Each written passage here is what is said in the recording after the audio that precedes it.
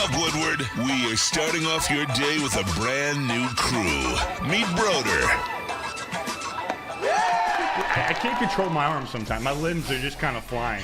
Detroit Kool-Aid. Fired up! Y'all got Kool-Aid. I'm fired up! But with the Wake Up Woodward crew, he's actually a part of the family. Flannel Sam. Ask me about my wiener! Okay. Along with JB and KG. Wake Up Woodward gets you all of your Detroit sports talk. Every morning, 8 to 10 a.m. Live on Woodward Sports. A show for Detroit, by Detroit, with people from Detroit. Tell Siri to set an alarm, because it's time to Wake Up Woodward.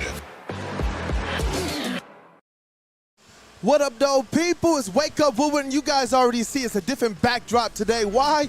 We're at the Detroit Golf Club for the Feldman Automotive Children's Miracle Celebrity Invitational. It's going to be a lot of different people here. We're going to have a lot of the local dignitaries here. We're going to have a lot of national dignitaries here. It's going to be a star-studded event, and it's all going towards a good cause. What up, though, chat family? As always, you guys are the most important part of the Woo Crew production. So let's go ahead and run up those likes on this Victory Monday. Two teams at the top of the standings, and the Tigers walk away still the number one team in Major League Baseball. Still the number one team in Major League Baseball. And ain't it just beautiful? Woo! All I really asked for this weekend was to just win the series. So I'll get this disclaimer out of the way. If you want to hear anybody lament over, oh, what happened on a Saturday? That was such a bad game, blah, blah, blah, blah, blah. Riley Green, 4 strikeouts, blah, blah, blah, blah, blah. Go to a different show. All I care about is that the Tigers won the series. This is one of the best teams in baseball, the Chicago Cubs. We may be looking at a World Series preview. And the Tigers, they did their job. They took 2 out of the 3. Like, it's a lot to ask for the Tigers to sweep a team like the Cubs. So 2 out of 3. As Meatloaf says, 2 out of 3 ain't bad. And in this case, it's better than ain't bad. It's fantastic. It is fantastic. And you already know what got me fired up, man. I've been kind of looking at Mr. Flaherty for some time as a player that I want some stability. Why? Not that I think he's been bad this year, but we all know that we need Flaherty to be exactly what we saw last night. Another dominant force, another dominant arm. And we talked about it. I said, I think this is a series where he's going to be the reason why we win the series, and he's going to get his get back, his get right. And we saw him go in there and do a whole lot more than that. I can't even sit here and say that I predicted he would go in and 9 Ks, bro, and 0 earned runs and shut down not the White Sox, but the other team from Chicago, the better team from Chicago, the Chicago Cubs. Yeah, and the funny thing is I wanted to start with the pitching and talk about some defense as well, but since you brought up Jack Flaherty, we can start with Jack Flaherty yesterday. Remember, going into the series, I had kind of went through the pitching matchups, and I'm like, game 1, Tarek Skubal, Ben Brown. Tarek Skubal's got to get that one, and the Tigers have to win that game for him. They did. Shout out to Ben Brown. You tipped the cap. He pitched better than I thought he would, but Skubal and the Tigers got the win. Game 2, Tyone versus Kiter Montero turned out to be an opener, and Tyler Holton with Kiter Montero taking over. I'm like, maybe that's the Cubs might have the advantage in that one. Obviously, the Cubs won. But in Game 3, Flaherty versus Cade Horton, I had thought, maybe that could be a bit of a draw, but you were like, no, we need Jack Flaherty to go in and win that game for the Tigers and pitch very well. And not only did Jack Flaherty pitch well, he was, besides for that 4th inning, absolutely dominant. As you said, 6 innings, 0 earned runs, 9 strikeouts. He was using all of his repertoire. I actually did a little bit of number crunching, and 4 of his put-away pitches were the knuckle curve, 4 were the 4-seam fastball, and 1 was even a slider, which he doesn't use very often, but he kept the Tigers hitters off balance, and he kept the Cubs hitters off balance, and the most important number of them all, Kyle Tucker, Seiya Suzuki, and Pete Crow Armstrong for the Cubs on Sunday went a combined 1-for-11. It wasn't just Flaherty. Shout out Hanafi, Canely, and Vest as well. But Jack Flaherty, he kept those Cubs hitters, that amazing Cubs lineup, off balance all game. Hey, you know what? And that, to me, was good to see. And, yes, I'm okay with good. I am very okay with good. But when you see what Jack Flaherty can be and how much better it makes the Detroit Tigers, that, to me, is where you need them. I'm thinking long-term. I'm thinking a series where your pitching can go in and give you the advantage every single night. I'm talking about playoff runs. And that's what was so good about seeing Jack Flaherty's performance. And I I know that we pay a lot of attention to how the bats can warm up as the summer starts to tend on, but I'm wondering how much better does the pitching get? We saw this team last year, and I believe that they have an opportunity to be so much better than they were even last year. I have to say that, even though on paper it looks like they're going to be. But last year, they literally were the best team in all of baseball to end the season over that last 40 games. And you know what? We're starting off this season with the same, even though the pitching, to me, hasn't been as dominant as I believe it can be. And that, to me, is what seeing Jack Flaherty do to cap off this series win. That, to me, is what it was. It wasn't as if he was just pitching in the third game and they're up 2-0 in the series. This is one where you understand the implications. Your season's not done if you lose the series, but you understand the implications. And this is another one of those big-time series. And the last two they played, and they split. And they lost one to the Guardians, and they came right back and got the Giants one. This one, though, was a little bit more of a premium to me because it was the top team. You're talking about World Series previews. And there was pressure on you to say, you know what? We've been a team that's gone out there all year and done what? Won a whole lot more of our series than we lost. Yep. And that's what I like about his performance. It wasn't just that he was going out there. There was a little bit of extra pressure on this regular season game amongst the top two, and he got it done. Oh, he got more than got it done. He got it done. He was the most dominant pitcher for the Tigers over the weekend. He was more dominant than Skubal was on Friday. And hey, we'll get to Skubal in a second because he deserves his flowers. But before that, I want to read this super chat from Dante151. It's a little unrelated, but we're still happy to read this. Hey, Flannel Sam, talk ish about the NBA Finals game 2 because, oh boy, you could tell OKC was pissed how they gave up that lead in game 1. You know what? Today's not the day. I will leave that for maybe another performance like that. I was thinking about it. I was close, but you know what? It's 1-1. The Thunder still have to go into Indiana and at least steal one of the next 2 games. Ideally, I would like them to get 2, but I'm still sweating a little bit as somebody who is rooting hard against the Indiana Pacers. But hey. Nice 3 points in the first 3 quarters, Tyrese Haliburton. If you've seen social media, a lot of people are coming over to old Flannel Sam's side. I mean, if you would have asked me, though, I'm not seeing all of the vitriol and all of the hate. I only see the praise for Haliburton and none of the hate. He's a Make-A-Wish kid. It's on us. That's why I maintain it. Stick, I'm not looking at you, bro. I can't look at Stick right now with his America shirt on, dog. Shout out to Stick, man, in the building. No, we got a full cast and crew, too. The interns out, intern Ryan, intern Willie B. He's going to be making his return back. Intern Elena. We got that dude, Justin. JB Smooth, Woodward Sports MVP, Cavassier Chase, and I saw some chatter about the legend Terry Foster in the building yesterday. And the guy who won the merch yesterday is in the chat.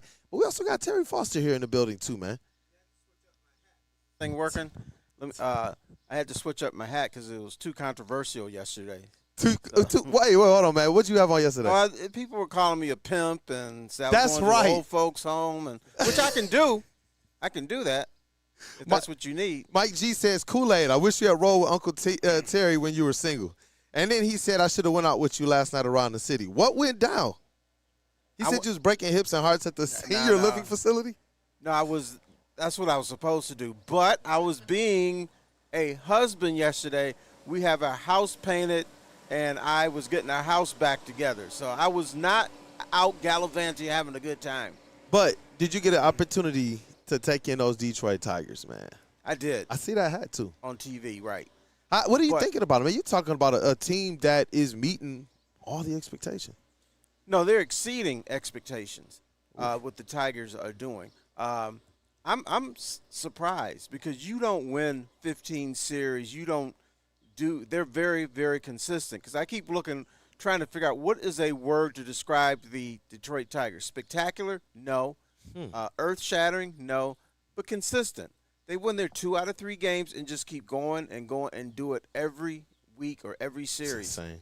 So that's and one of the things you brought up is will the pitching get better as the season progresses? We don't know that. Pitching is so flaky. You can get tweaks. You can get arm fatigue. And so we don't know what the pitching is going to be. Now, I expect Flaherty and Skubal to be good, but once again, you don't know that because arm fatigue, injuries, and stuff like that could happen. But no, A.J. Hinch is not pitching these guys a lot of innings, and he's getting a little bit of heat. People want to see more Skubal, But he's like, no, we're good, we're winning, and we're going to try to milk this arm for as long as we can. You know what, man? Just real quick, because obviously different sports, but we look at it in contrast. I assume that the Lions are probably going to take a similar approach. Not that they're going to tell their guys to dial it back, but in terms of how they coach, it's probably the perspective now. The new goal is, can we get our guys to the playoffs healthy? That was what the Eagles were doing, and they talked about it. At the end of the season, they're healthy. Going into the playoffs, they're healthy. Going into the Super Bowl, they were healthy. With the Tigers, I wonder, beyond just health, even with pitchers, the stamina, how effective they are. Because the Tigers looked gassed last playoffs, and we know that they gave a lot to not just get, not just have the playoff performance that they did, but to even make the playoffs. They were coming from the bottom. And so I do wonder how much of that factors in. All right, can I ask you, how did they look gassed? Last year? Yeah. Oh, Tyrese looked gassed in that game against the Guardians. The bat started to cool. I'm talking the bat started to cool down a little bit. The bullpen wasn't as formidable in that Guardians series. And the Guardians are a good team. Young fella. What up, though, T-Fall? Every playoff series that you have, whether it's the Tigers, the Dodgers, the Cubs, the Yankees, the bats are going to cool because you're facing the finest pitching that you can. So even the team that wins the World Series, you can make it. You can make a case that their bats have cooled because they're not. Let's say they're a 280 hitting ball club. They're going to bat 265, 267. But the key is you're getting the key hits. Playoffs are just different, man. Just different?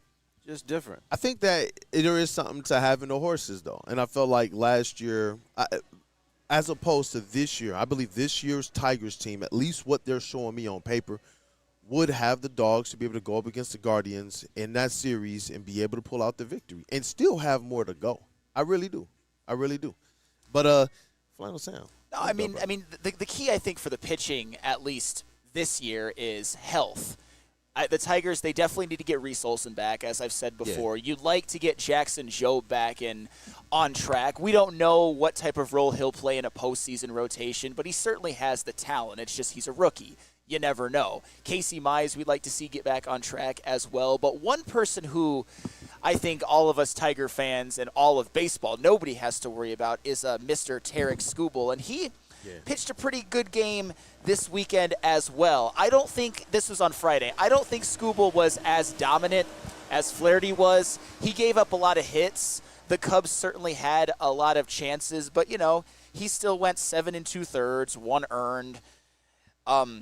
6 strikeouts, no walks, which was huge, 8 hits allowed. But I'll tell you what, and this is where one of my old takes, I might have to take an L at least for this weekend. One thing that was incredibly impressive about this series win for the Tigers was the amount of great defensive plays that were being made, particularly in Game 1. And I'm the guy that doesn't like defense, but you know what? I'll hold the L for this weekend because if the Tigers didn't make all those defensive plays, they probably lose this series. Do you hear this? Next, he's going to tell you that role players matter. I am stunned. If you want to hear something silly, just let this man talk a little bit. But you don't like defense? He getting in our heads. I don't think it's as important to baseball as pitching and hitting over the totality of the season. It's not, but. Okay, fair. But there's clownish defenses where people don't have a strong arm. They can't throw people out the plate. They make errors at short and second stuff. Yeah. You have to worry about that. But a lot of times, not a lot of times, but there's certain times that defense plays a huge role. And, like, yesterday it did. So if you don't like defense, you know what else you don't like? Championships. Hey, I'm being sarcastic. I don't dislike defense. No, you weren't for the record. sarcastic. That's what you said. You weren't smirking. Oh, no, hold on. In real talk, I got to let the people know. Talking about defense and security, we supposed to have on our polos and everything. We're on the golf course. This is a very nice event. So, y'all, if y'all see anybody sneaking up on us or security, let us know because Flannel, he's rebelling right now. He's still got on the Riley Green because he's a man of his word. He pays up his debts. So, we're going to try and make sure you don't get kicked out today, bro. Hey, no, I mean, I've been certainly looking around, man. I certainly don't think so. But yeah, it was Game 1 and 3. I mean, there's a plethora of examples. That Riley Green catch of that PCA line drive in the top of the second. Such aura on that catch. No, but Hey, if Riley Green doesn't catch that, it's PCA running. He's one of the fastest men in baseball. He's a great base runner. He maybe ends up on third, even though it is at left field. So Riley Green made that big catch in the top of the fifth. It wasn't even about defense. It was about the blunder that the Cubs base running blunder. I thought that was our old friend Quentin Berry's fault, who put up was waving PCA around home off that Dansby Swanson double, and at the last second it's like, no, stop. But PCA is so fast, he already made it so far down the third base line that he couldn't get back. And if Quentin Berry puts up the stop sign immediately, it's second and third with no outs instead of a runner on second with a 1 out. That was absolutely huge. In the top of the eighth, how about Dylan Dingler throwing out Matt Shaw trying to steal? I don't know why the Cubs are trying to steal in that situation, but hey, that's on them. But even after Matt Shaw gets thrown out, the next two batters, they reach base with singles. And then how about old Kerry Bonds, the man who's not usually a good defender, gets blasted for his defense all the time. Seiya Suzuki hits just a piss missile the other way. And it's looking like it's either going to go out or maybe hit the wall for extra bases. That would have scored at least 2, maybe 3. And this was off of Will Vest because by then Skubal was a taken out. Kerry Bonds looking like Kerry Mays in the outfield or a Kerry Griffey Jr. makes that catch, robs Seiya Suzuki, ends the inning. You see Tarek Skubal in the dugout going absolutely ham. What a game of defensive plays. And you can even go to game 3, that 4th inning, that throw from Kerry Carpenter again off of that single, guns down Ian Happ at the plate. And then later on in the inning, after the bases get loaded, Parker Meadows leaps up and robs a line drive. That wasn't as impressive as some of the others, but it was still incredibly important. Javi Baez made a couple of plays. Yep. It was a defensive masterclass. And in this series, if 1 or 2 of those plays aren't made, the Cubs probably win the series, and the Tigers go on the road as series losers, at least for this weekend. So a shout-out to the defense. I will give defense a ton of credit for this series. I'm not a blind hater. All right, fellas, I'm a little confused over here. The man said he doesn't like defense, but now he's got that goofy, cheesy look on his face like defense is the greatest thing in the world. Which is it? This weekend, it was the greatest thing in the world. Over the totality of a season, it's not as important as hitting and pitching. I will stand by that. Okay, pitching is defense. No, pitching is pitching. Defense is defense. Kenneth Matthews in the chat. He's number 3 right now. He has the number 3 crowns in the chat. He says pitching is defense, Flannel. He agrees with T-Foss. Yeah, but come on, dude. Strikeouts aren't defense. Pitching you know is what? different. Yes, they are. It involves a pitcher and a catcher. Right. Okay, if you're an MLB catcher, right. you catch everything coming at you. All right.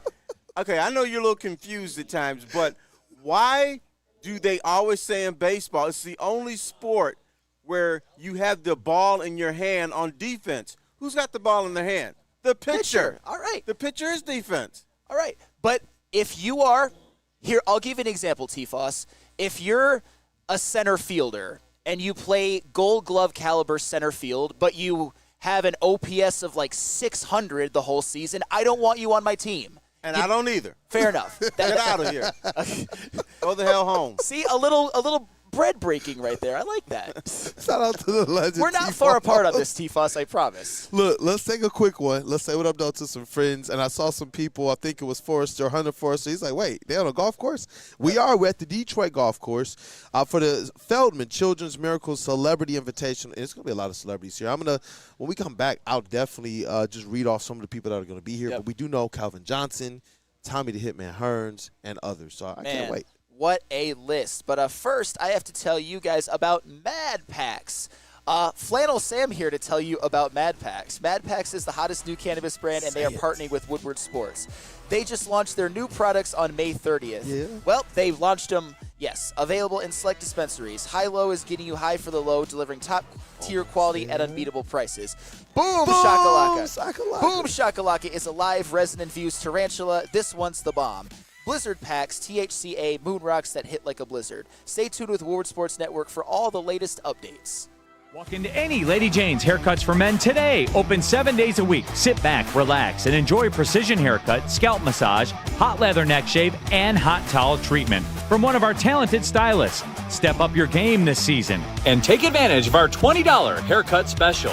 Scan the QR code and get your coupon today. Lady Jane's Haircuts for Men, the ultimate haircut experience. Open 7 days a week. Walk-ins always welcome. Lady Jane's Haircuts for Men, it's wicked awesome.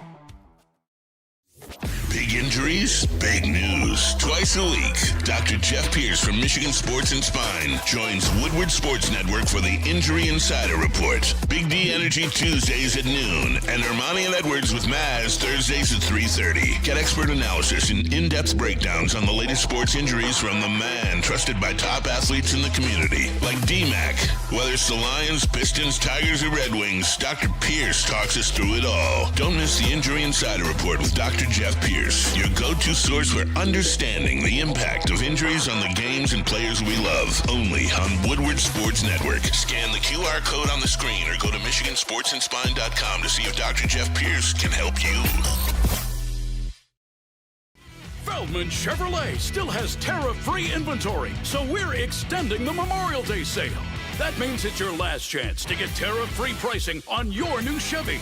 Get this 2025 Silverado for only $199 a month, or this 2025 Equinox for just $259 a month. But hurry, these low prices won't last. Don't miss your last chance to save big. The Memorial Day sale has been extended at Feldman Chevrolet, Michigan's #1 Chevy dealer. Cannabis, refreshing buzzin' favorites like watermelon, cherry, strawberry, or cool off with the 2 new summer flavors. Raspberry, lemonade, and peach. Crack a can, take a sip, and catch a buzz. Available at any of Loom's 38 locations across Michigan. Use code WSN30 for 30% off your entire order, online or in-store. Go to loom.com today. Hey, and we are back again. Detroit Golf Club. So we got the city as the backdrop at the Feldman Automotive Children's Miracle Celebrity Invitational. So it's going to be a lot of people in the building. Jalen Rose is going to be here. I can't wait. Obviously, the Wahlberg family is going to be here too. Mark Wahlberg and the brothers. Jay Feldman and his family. This is going to be a big, big day. I know in the past we've been able to interview people locally like Jalen Rose, Joyke Bell, Lomas Brown. We've been able to interview people like Jack Fox, Ron Artest, and some others, man. So I can't wait. Sada Baby. I can't wait to see who shows up this year. But I'm looking at the invite list, at least the celebrity ones that they have. It's a lot of people that's going to be showing up, man. I can't wait. John Barry is going to be here. For me personally, I love John Barry, especially in his Pistons years. I got no problem with John Him Barry. and Chucky Atkins are the two I wish could have shared in that 04 championship. Because they literally were here for some dog crap years. Yeah. Oh, yeah, they were. Yeah, they were. Didn't get to reap the fruits. Nah, not at all, man. Not at all. But, you know what? It's going to be a good day. I always love when we get into golf season. But we do have the Tigers who allow us to be able to get the victory shades on today. And JB Smooth, I know we got some super chats. I'm going to read the ones that I can if there's any that we miss. I think we only missed 2. All right, cool. Did we do Dante? Oh, yeah. We did Dante's. All right, sweet. Let me get to those, and then we'll get back into the discussion. Randall Smalls, $5 super chat. Finally, Sam doesn't like defense. It figures, Sam, players get bigger rush making a defensive play than to hit a home run. First off, that's your opinion. And second off, I'm not talking about what gives players a bigger rush. I'm talking about impact on the game. And for the record, I said defense impacted this series greatly. But over the totality of the season, it's not as important as pitching and hitting. That's my opinion, and I've got plenty of numbers to bear that out. Yeah, I see our brother Broder in the chat. He says, but if you are a pitcher and you have horrible outfield defense, you're adjusting how you pitch to try and induce ground balls versus throwing up in the zone and trying to get flyouts. Thank you for the perspective. And then Eric Wasikowski, $1.99 super chat. Cubs should learn how to round third base better. I think that was I think that was Quentin Berry's fault. But PCA is just so fast he can't get back. But Broder, just to respond to this, and this is where my whole point lies, because Broder, it sounds like instead of sending Parker Meadows down to the minors last year because of his 0.96 batting average, because he was so good at defense, he should have been in the All-Star game because that's just as important. It's actually more important. It's the most important aspect of baseball, right, Broder? Come on now. This weekend, the Tigers lose game 1 without great defense. However, if you're hitting 0.96 and you play Gold Glove caliber center field defense, you get sent to the minors. That's my point. Macro versus micro. I'll concede on the micro this weekend. I will never concede on the macro. Ever, ever, ever. Give me a great hitter over a great defender any day of the week, twice on Sundays. Yeah. And I know we're still talking Tigers this segment, but we do have some TLB on the way. We're going to be talking some Lions. Some things that Dan Campbell liked, and for me personally, an omission that I do believe we at least have to have the discussion about. I want to know where my concern level should be with one unit in particular under question and duress that he didn't talk about amongst the good. I don't know, man. Flannel, this has been bothering me. We're going to get there, though. We're going to get there, and I want to see what the other people think, too. Randall Smalls with another super chat before we jump right back into it. But Broder also says, real quick for the super chat, he says, Quentin Berry is working undercover for the Tigers. Hey, yeah, our old friend. That's why I call him our old friend, Quentin Berry. Randall Smalls with another $5 super chat. Thank you, Randall Smalls, for the support, and all of you chat family. Let's go ahead and get those likes up. It's a victory day, man. And it feels so good. Our Tigers sitting atop the standings. Sometimes I'm thinking I'm just on the AL. And I'm like, oh, no, that's the league. That's the Tigers. He says, as Sam, your opinion is wrong, and I have plenty players to agree defense affects games more. There's not a single person in the chat besides you that thinks defense affects the game more than hitting and pitching. Come on, Rando. Sit down. Sit down with that one. And Broder, one more before we jump back in. He says, it is a good point, Flannel, but it can certainly be flipped. I think the point is that defense is as important as anything in baseball. Of course, I'll take Manny Ramirez on my team any day of the week. Yeah, and that's all that it really comes down to. But I will concede. The Tigers absolutely lose Game 1 without great defense, 100%. They might even lose Game 3. Certainly, if the defense only makes 5 out of those plays instead of 7, they probably lose 1 of Game 1 or 3. So shout out to the defense. I'll take the L for this weekend on my take. I will. And for me, I remember last year when the Tigers were going through some of their struggles. They started off hot, went through their struggles. It was errors that were starting to pile up, and it wasn't like they were getting 7 errors a game. The 1 or 2, to me, were indicative of just how bad the defense was throughout the totality of the game. And it shows up where you need them to not make that error mistake, and then all of a sudden, because of their proficiency or lack thereof, you see them make that one mistake, and it started to cost them, especially when injuries started to pile up. But this year, we can unequivocally say that some of what we've seen the Tigers do to be able to get off to the start they have, I can think of several different plays, including Javi's plays, that have saved runs. I can think of them robbing home runs. I can think of hot corners, and I can think of double plays. I can think of those things that I know have helped the Tigers, where in years past I've seen those things also be reasons why it's undermined them. Now, I agree. I understand with where you're at with it in terms of the importance of it. But I do know this. For me, defense is one of those things that's like, you really don't want to hear his name called unless it's a highlight play. Sure. And that they're on the right side of it. Like, Sure. if you're hearing defense in the game of baseball, it's generally either a highlight play or an error or a mess-up or something of that nature. And so it's like, I would rather this team be one that does its job, keep those errors down, be sound behind those pitchers, and when it's time to make those highlight plays, when it's time to see, Magic New Hip Javi go up and jump and take a home run away, then, yeah, go out there and put yourself in those positions. But I do believe you put yourself in those positions by first being a defensively sound team, no matter how important you think it is or not. Yeah, Young fellas, go listen ahead. up. When you try out for a baseball team, do you know what the coaches have you do? First, they have you field ground balls. Then they have you field bunt plays. Then they have you, shag fly balls. So they do a lot of defense because what the coaches said, well, I know you can already hit. Yeah. I want to see if you can defend.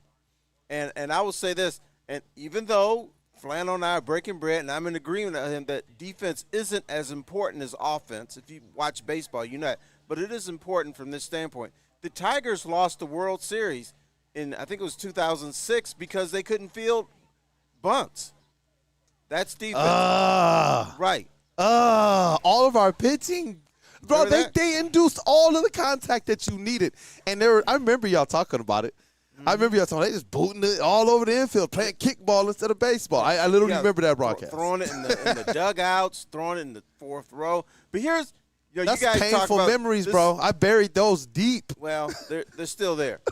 And you may have had a World Series. Now, Okay. Thank you for you piling talk on. about this being a victory Monday. I want to walk out today with a victory. Talk to me. When we are done at 10 o'clock or 4 o'clock, whenever we finish, I want to convince young Flannel Sam that pitching is defense. What don't you get about that? Because pitching is a separate thing. There's a reason why there's like a Cy Young. There's all-stars for this. There's strikeouts. There's things that you can have it entire at-bats, innings, where defense isn't even involved except the catcher. Right. I just don't understand like the fetish that certain people have with like the glove. If I say anything about how hitting is more important, oh, Flannel Sam, you're a moron. What are you talking about? Well, defense is more important. You are a moron, but a good one. Thank you, T-Boss. But my thing is, how can you not say that pitching is defense? If you got somebody just throwing up wiffle balls up there, you're going to give up 20, 22 runs a game. I understand. But if you can't hit, you're not going to win either. And nobody just throws up wiffle balls. This is Major League Baseball. Everybody out there is at least competent. It's not like JV high school where kicking it around the field and not catching routine fly balls is an actual thing. Every player who's playing Major League Baseball is at least competent. Yes, competent. And we're in agreement on that. So stop arguing that point. My point is I want to get your bucket head to understand that pitching is defense. It's preventing a team from scoring, if you want to say that. Yeah, sure. Well, geez, I don't yeah. Look in the dictionary. It says what is defense? He got some support, though. Chuck O. Cheese. Defense is very important, like Sam said, but you have to take a good hitter over a good defender. What? No! That's Chuckle. Okay. You know it's what? obvious as the sky is blue, but people just want to hate. It's ridiculous. I mean, the majority of the chat is where Terry Foster's at, though. No, he is right. He is right. Offense is more important than defense in baseball. Yes, it is. There's no debate about that. And you know what's cool, though, is that we're talking about a Tigers team right now that's really putting this thing together on both sides right now. It was a little bit of a concern with the bats. I've seen people talk about, man, are the bats going to get going again? I think it's just a long season. I believe that you're going to see these types of things, especially with the way that A.J. Hinch manages and based on whatever the game situations are going to be. Yep. I've noticed they haven't been the same team that was for 30 games, getting like 8, 9 hits a game and going out there and piling on 5.5 runs. But that was them playing well above not just expectation, but like even league averages. They were going out there and punishing things without some of the bats that we thought that they needed. And now we're also talking about this team who's gone out there and made the highlight plays, looking a little bit more sound than they were, to a lot more sound than they were last year. And we're seeing a squad that is now the best in baseball. I think it allows us to get granular with the conversations, similar with the Lions. We all know that these teams are good, but it's enough of that type of talk. I'm with Brad Holmes for a lot of these teams. No more cute seasons.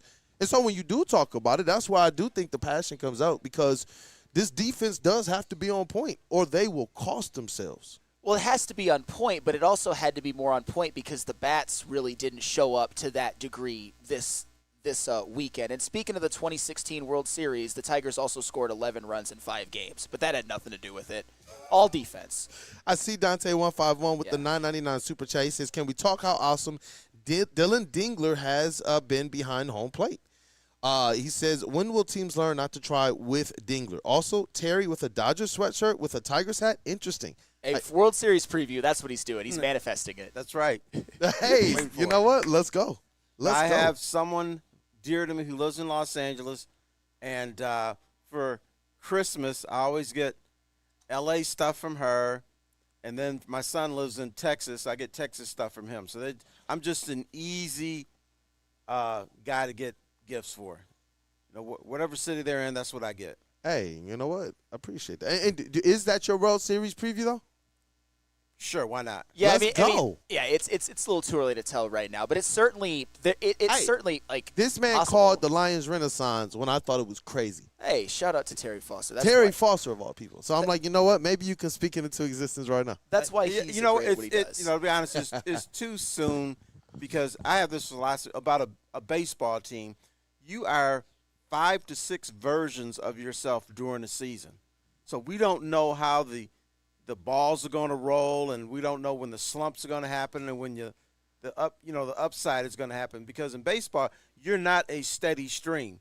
you're up and you're down, and you're up and you're down. Then you're steady, and then you're up and down. And and the thing that A.J. Hinch must do, and this is why he does things where people get mad at him because he lost the game, he's got to figure out, how do I get this team to be playing maximum baseball in August and September?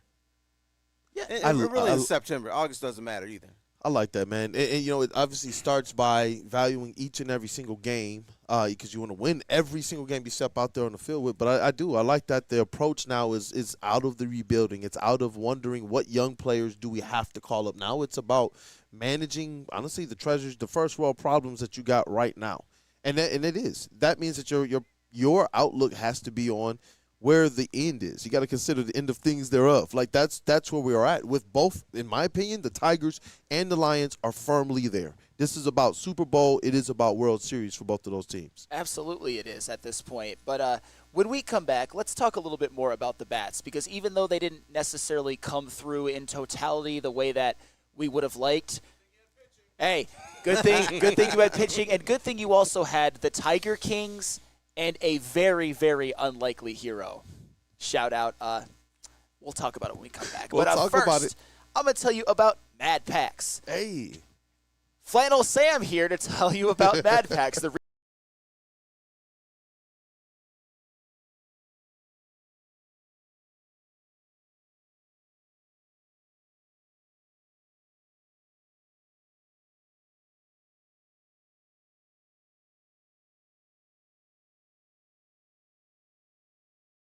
Blizzard Packs, THCA, moon rocks that hit like a blizzard. Stay tuned with Woodward Sports Network for all the latest updates. It's part beauty, part beast. It's for those who dare to be different, for those who want to stand out, and for those who are built for more. The all-new Ineos Grenadier combines strength and style for an unmatched driving experience. Sold exclusively at Feldman Ineos of Waterford. Are you a real Detroit sports fan? Woodward Sports is here to give you all the Detroit sports you can handle. Weekdays, make sure you're locked in on Wake Up Woodward from 8 a.m. to 10 a.m., followed by Big D Energy with Neil Rule and Darren McCarty from 11 a.m. to 1. Up next, you can't miss Ermanni and Edwards with Maz from 2 p.m. to 4 p.m. And finish the day out with the bad boys of Detroit sports media, the Woodward Heavyweights, from 5 to 7 p.m. Okay, wait, that isn't enough for you, you sports freak? Check out Woodward Wings, Woodward Ringside, and the Lions Weekly Update every Sunday with Broder, Terry Foster, and Sean Baligian. Subscribe on YouTube for all our great content, and make sure you're following on all social media: X, IG, Facebook, and TikTok. You want sports? We got you covered. Detroit's #1 sports network, Woodward Sports. You know how some things are so good they should be world famous, but they're not? Our house-made vinaigrette is one of those things. And the antipasto salad, we drizzle it over. Same with our hand-battered chicken tenders. Original recipe soups and pasta sauces. It's almost as if our original, world-famous Detroit-style pizza is mocking them. And that's not very nice. Enjoy.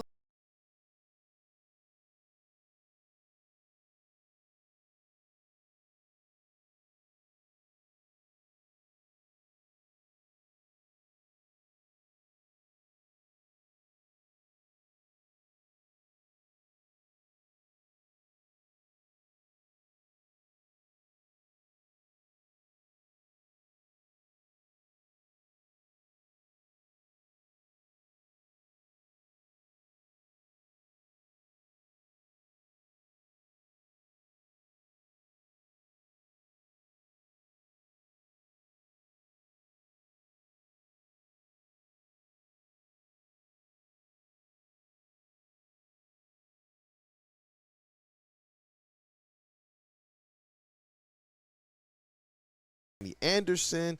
I already told y'all about my affinity for one John Barry. We got Kevin Chapman. So many people here. You know somebody who's going to be here who I'm going to have to put away my rival hate. We got Bruce Bowen who's going to be here from the Spurs. Bruce Bowen, wow. Yes. Yeah. Yes. Yeah. Oh, yeah. That's a defense, right? Defense, Shout out to Stick, man. I'm seeing Goster Chairless is going to be here. James Buddha Edwards is going to be in the building as well. So this is awesome, man. And again, shout out to the Wahlberg family and the Feldman family. And their charities, what they're doing to support children, people of need. It's an awesome thing to see. So I can't wait till all of the golfers start to pile in here and we're able to get some of this content going. So make sure you guys are staying plugged with Woodward Sports all day, not just the shows, but also socials too. We got the social team, the interns are in the building, and I can't wait, man. Oh, man. Hot. Such a fun day, such a fun event, such a fun weekend of baseball. And we went 40 minutes without even talking about the bats. Because even though, like I said before, it wasn't like they were prodigious or anything, they did enough and you had people step up. As you might remember, before the weekend series, I called a Spencer Torkelson breakout. Not because I'm a genius or anything, but because I believe Spencer Torkelson is a different player this year. I believe this is the best he's ever hit. And he was in a slump. You talking about bats? We're talking about bats. Oh, Gary Sheffield's going to be here today. Hey, Gary Sheffield's going to be there. Shout out Gary Sheffield. But Spencer Torkelson, he's a different guy this year. He'd been in a slump before the series, but we all know slumps don't last forever, especially when you're having a season like Torkelson is. And what does he do in Game 1? He hits a long home run to put the Tigers ahead 2-1 in the bottom of the 6th. But guess who gives the Tigers all the insurance that they need? Jahmai Jones, getting called up that morning in replace of Andy Ibanez, getting put in to pinch hit for Kerry Carpenter, who had just made a spectacular catch in the top of the 8th. That's some A.J. Hinch wizardry for you. Putting in Jahmai Jones, the first pitch he sees, he deposits it into left center for a home run to put the Tigers ahead 3-1, which is all the insurance that the Tigers bullpen needs. So in Game 1 and throughout the series, it's about the Tiger Kings, Torque, and Green, more on him in a second, and an unlikely hero in Jahmai Jones, because that's what good teams have as well, not just the stars. Yeah, not just the stars. Guys. I like that you're doing it because I believe that this is the start of something for the Tigers and this new regime, A.G. Hinch and Harris and their development staff, because last year we were doing this with players like Dylan Dingler, who's now a contributor who's putting up a fringe to maybe all-star season. Way more than a contributor. Yeah, that's what I'm saying. But that's the thing. So when I see these players come up and they're able to make contributions and plays, it just gives me flashbacks to last season when we had some players that were coming up. I remember the excitement around, Job.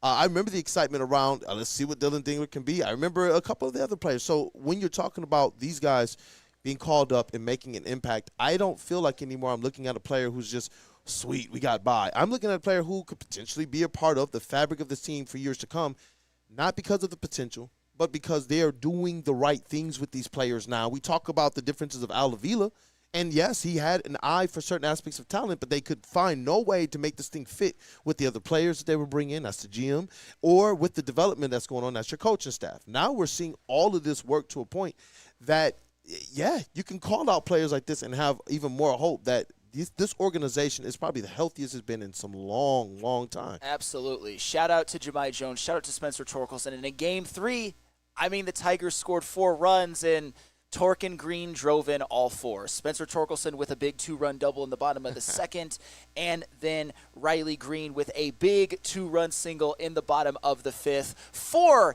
a clutch hit with runners in scoring position, which I'm told he's never done and never does. But that'll get the Green hate army off his back for exactly till he makes his next out. But still, in all seriousness, big hits by your stars. That's all they needed for that game because they didn't allow a run. It's good to see them both come through in big situations. And you talked about the Torkelson Green game.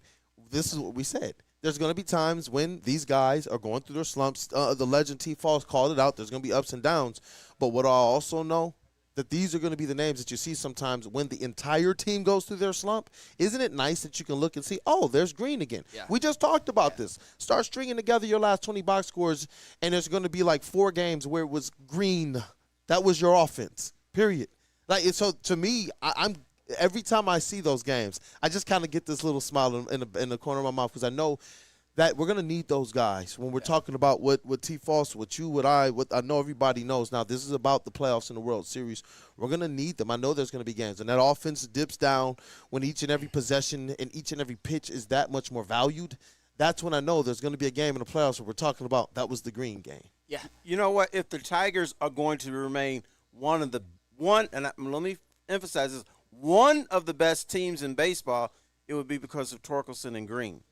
But if the Tigers are going to be the best team in baseball, it's going to be because other people contribute now and then when Green and Torkelson cannot.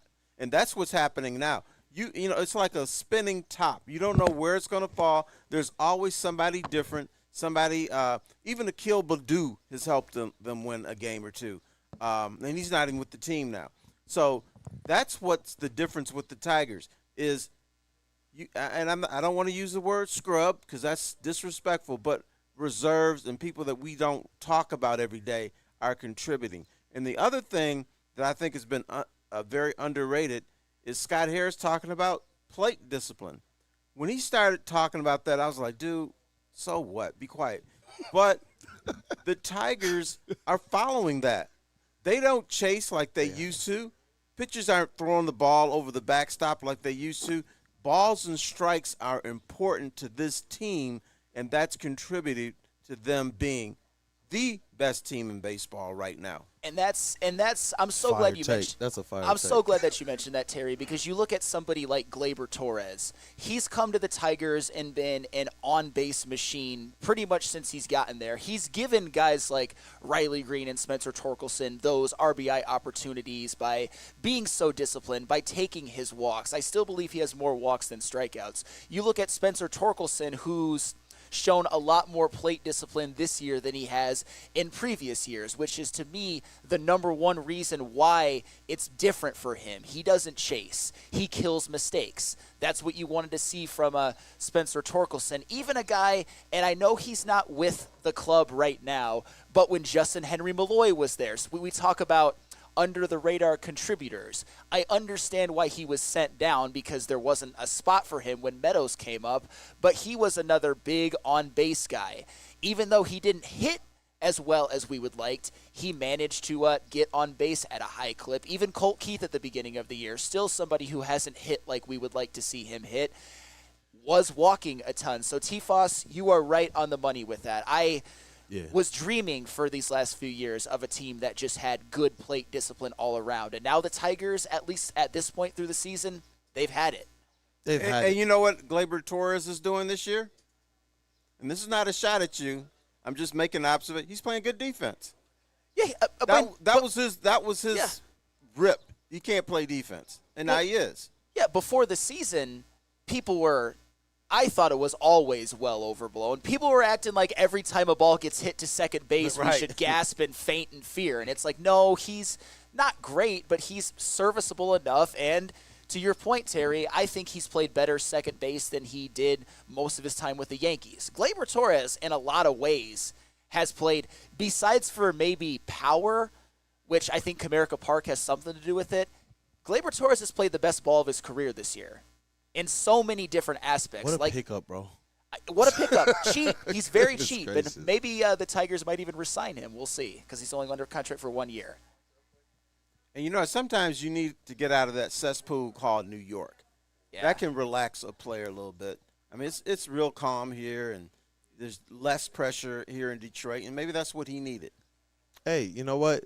That was one of the things that we talked about, too. And I know, shout out to our brother KG, he was somebody who believed that Gleyber Torres would be very, very impactful for the Tigers. And you look at it in a plethora of ways. It's awesome to see how they were able to find the right guys to settle into this lineup. And it just, everything looks cohesive right now. Everything.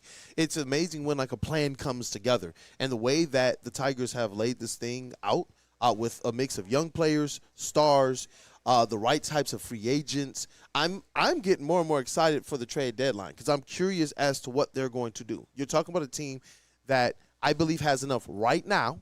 I've seen other people in the chat who believe that they'll be very, very comfortable with one more bat and another arm in that bullpen. I do believe they have enough right now, but it's going to be very interesting to see what they do to bolster this team that has World Series expectations. Well, that's another aspect of it, and by the way, another guy I forgot to mention when it comes to unsung heroes and plate discipline, Zach McKinstry as well. He has been a revelation for them in terms of utility type players. Heck, he's been more than a utility player, honestly. But yeah, I've talked about this before, and I know I've heard Neil Rule talk about it on Big D Energy. Shout out to Big D Energy 11-1 about how the Tigers, they may or may not pay Skubal.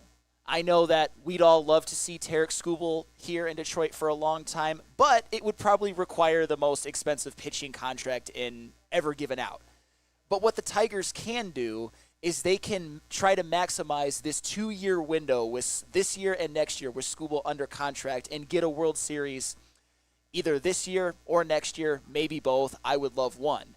And that's where the trade deadline could prove to be very, very advantageous for the Tigers if there's a move to be made. It's going to be interesting. And now think about how much trust we have in them. That's what I love about a lot of the players you've highlighted today. It's a lot of the guys that we're seeing Harris either identifying or A.J. Hinch being able to actually get the development out of. That, to me, is what makes this deadline that much more exciting for me. And I know we have an interview on the way, man. So let's say what up, though, to some friends. Say what up, though, to our sponsors. We are live at the Detroit Golf Club, live for the Feldman Children's Miracle Celebrity Invitation. Absolutely. I can't wait, man. Hey, but let me tell you about Mad Packs.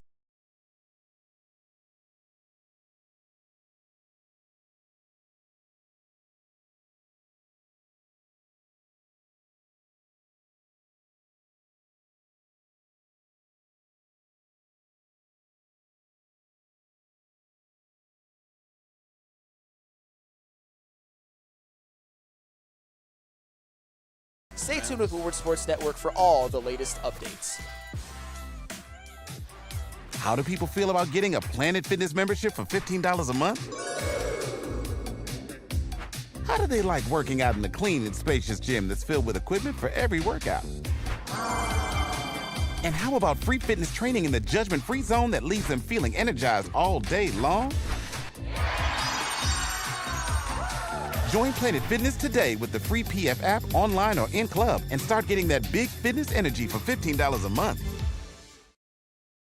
The boys of summer are here, and Woodward Sports is all over the Motor City with the White Claw Tigers Tour. Come party with Woodward Sports, watch the Tigers, and sip on some White Claw all summer long. The best bars, big giveaways, live events, and a party that only Woodward Sports can throw.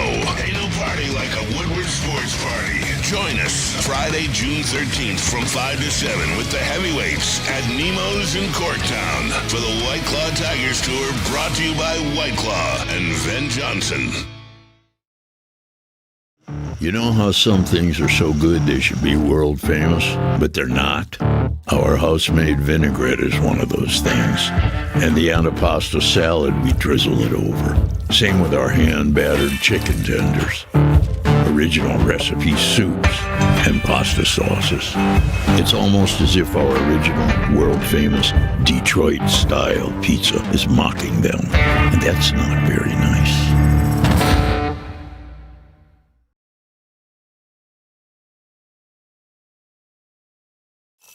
Most talked about Detroit media by other Detroit media, and we love it. It's the Woodward Sports Network.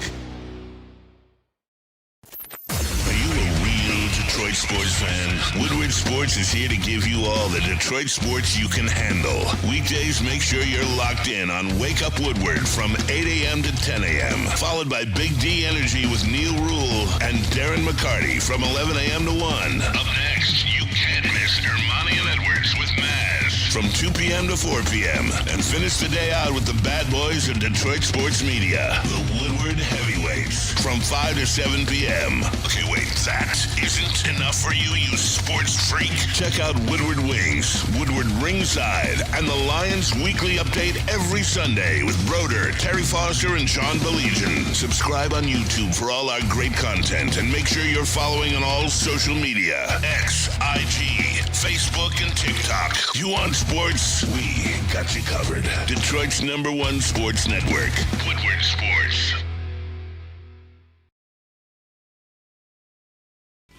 Feldman Chevrolet still has tariff-free inventory, so we're extending the Memorial Day sale. That means it's your last chance to get tariff-free pricing on your new Chevy. Get this 2025 Silverado for only $199 a month, or this 2025 Equinox for just $259 a month. But hurry, these low prices won't last. Don't miss your last chance to save big. The Memorial Day sale has been extended at Feldman Chevrolet, Michigan's #1 Chevy dealer. Feldman Chevrolet. They've got all kinds of locations throughout Metro Detroit, including Novi, Livonia, New Hudson. Wherever you are in the area, you can find a Feldman. They have got one in Lansing as well, and they've got all kinds of great deals that you are seeing on the screen as I am speaking. I got myself a vehicle from Feldman after my car broke down on the way to a Michigan-Ohio State basketball game back when Juwan Howard was coach, so I must not have meant to go to that Bad game. time, son. Feldman will be a lifesaver for you guys like it was for me if you need a new car. Feldman Chevrolet. Shout out to Feldman, man. Look at them doing the work for the people. I love that, man. Because you guys don't understand, this guy was down bad during those Juwan Howard years. Yes. And then, just a cherry on top, the car stopped working. Feldman came through, man. Yeah. Hey, and you know what? Shout out to Feldman as well. You see, they got us out here, the Detroit Golf Club, and it's an exciting day. Things are starting to really get fired up, man, out here for the Children's Invitational, the Children's Miracle Celebrity Invitational. Talking about celebrities, we do have Jason Simon here with us, former pro hockey player, and he knows a lot about this area. And you know what I have to start with? Just a little bit of your story before we get into the hockey career, because I thought it was very, very intriguing, very interesting. We're talking about an enforcer here. And so, I also... Johnson. The boys of summer are here, and Woodward Sports is all over the Motor City with the White Claw Tigers Tour. Come party with Woodward Sports, watch the Tigers, and sip on some White Claw all summer long. The best bars, big giveaways, live events, and a party that only Woodward Sports can throw. Ain't no party like a Woodward Sports party. Join us Friday, May 23rd from 5 to 7 with the heavyweights at McShane's in Detroit for the White Claw Tigers Tour, brought to you by White Claw, Easttown, and Van Johnson. And we are back, man. Look, the city is a backdrop. Detroit Golf Club, man, at the Feldman Children's Miracle Celebrity Invitational, and the celebrities are starting to roll in. Thank you guys for staying tapped, for staying plugged. If you haven't gotten the opportunity to yet, go ahead and run up that like button. I need y'all to, all right? Let's get this thing back into the algorithm. Let's get the people back into the chat. Why? Because it's going to be a great day. We already got Jason Simon with us, a former pro NHL player, just from our backyard as well. He's an enforcer, and this is the reason why we actually got the stream back on. He found whoever did this, and let's just say you put some punishment, some hurting on them, man. Thank you so much, Jason, for your time. This is Jason Simon, formerly of the NHL, and we got some questions tuned up for you, but I want to hear a little bit more about you because your story is very, very interesting. Yeah, my name is Jason Simon. I'm from the Amon-Ra First Nation in Sarnia, Ontario. One of the very few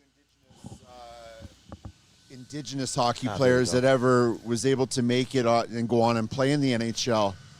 So very blessed, very grateful to have that time that I spent in the NHL and playing 20 years pro and meeting so many fantastic people.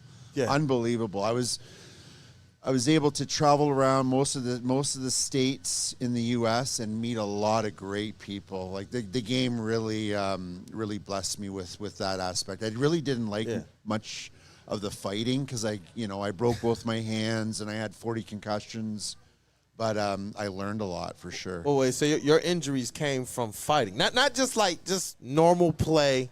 Your injuries came from being that enforcer. Yeah, I averaged about 25 to 27 fights a year, right? And it was crazy. Like there were some days. You seem so calm though. Yeah, because all the fight's out of me. I'm just a calm guy now. I'm just a lovable. And He's saying cool that right now. dude. Y'all should have seen what happened when the stream went off. No, but you bring up something. I've interviewed or dealt with a number of NHL enforcers. Nicest people in the world. Why is that? I mean, because on the ice, y'all are just trying to kill each other, and you're all mad about nothing that happens, and then off the ice, you're like puppies. I'm gonna tell you from my personal experience, I was kind of pushed into it because I grew up on a reservation. I was bullied. Got the shit kicked out of me. I learned how to fight because I wanted to push back, and I got tired of being treated that way. And because I was on the pond a lot on the reserve, and I was in the gym learning how to box and lifting weights, when I got to the NHL, they said, you're the perfect candidate for this role as an enforcer, as a bully, as a guy that goes out there, intimidates, scares. And the more they're scared, the better chance we are going to win the game, right? But I'm going to tell you straight up, I didn't like it. Like, it was a really tough job for me to do, like, because I'm such a lovable guy. Like, you know what I mean? And I didn't want to get this pretty face messed up, right? Look, man, and I saw the history and everything. We talked about like some of our favorite memorabilia that's not Detroit sports related. For me, it was Phoenix Coyotes, and I saw you got that in your history too. Did you ever come across another guy around here, another enforcer that's pretty popular around here, in Darren McCarty? Did you guys ever square off? Oh, I would have loved to have fought Darren. He's a lot like me. He's very technical. He's a technical fighter because he doesn't like to get hit a lot too, right? Right. But Darren was in Detroit, actually, when I was trying out for the Detroit farm team in Adirondack, and I broke my hand yet again in training camp, and I had to take some time off. But when I came back, I actually played for another team in Michigan, the Fraser Falcons. That's awesome. Dude, I'm going to tell you this. I went from the Fraser Falcons, I got called up to Salt Lake City, Utah, and then 1 month, 6 weeks later, I got called up to play my very first game in the NHL. I was the first player in history to make it to the very bottom of the hockey world, to the NHL within 4 or 5 months. Hey, it was crazy, brother. It was unbelievable. Dope, bro. But you know what it did?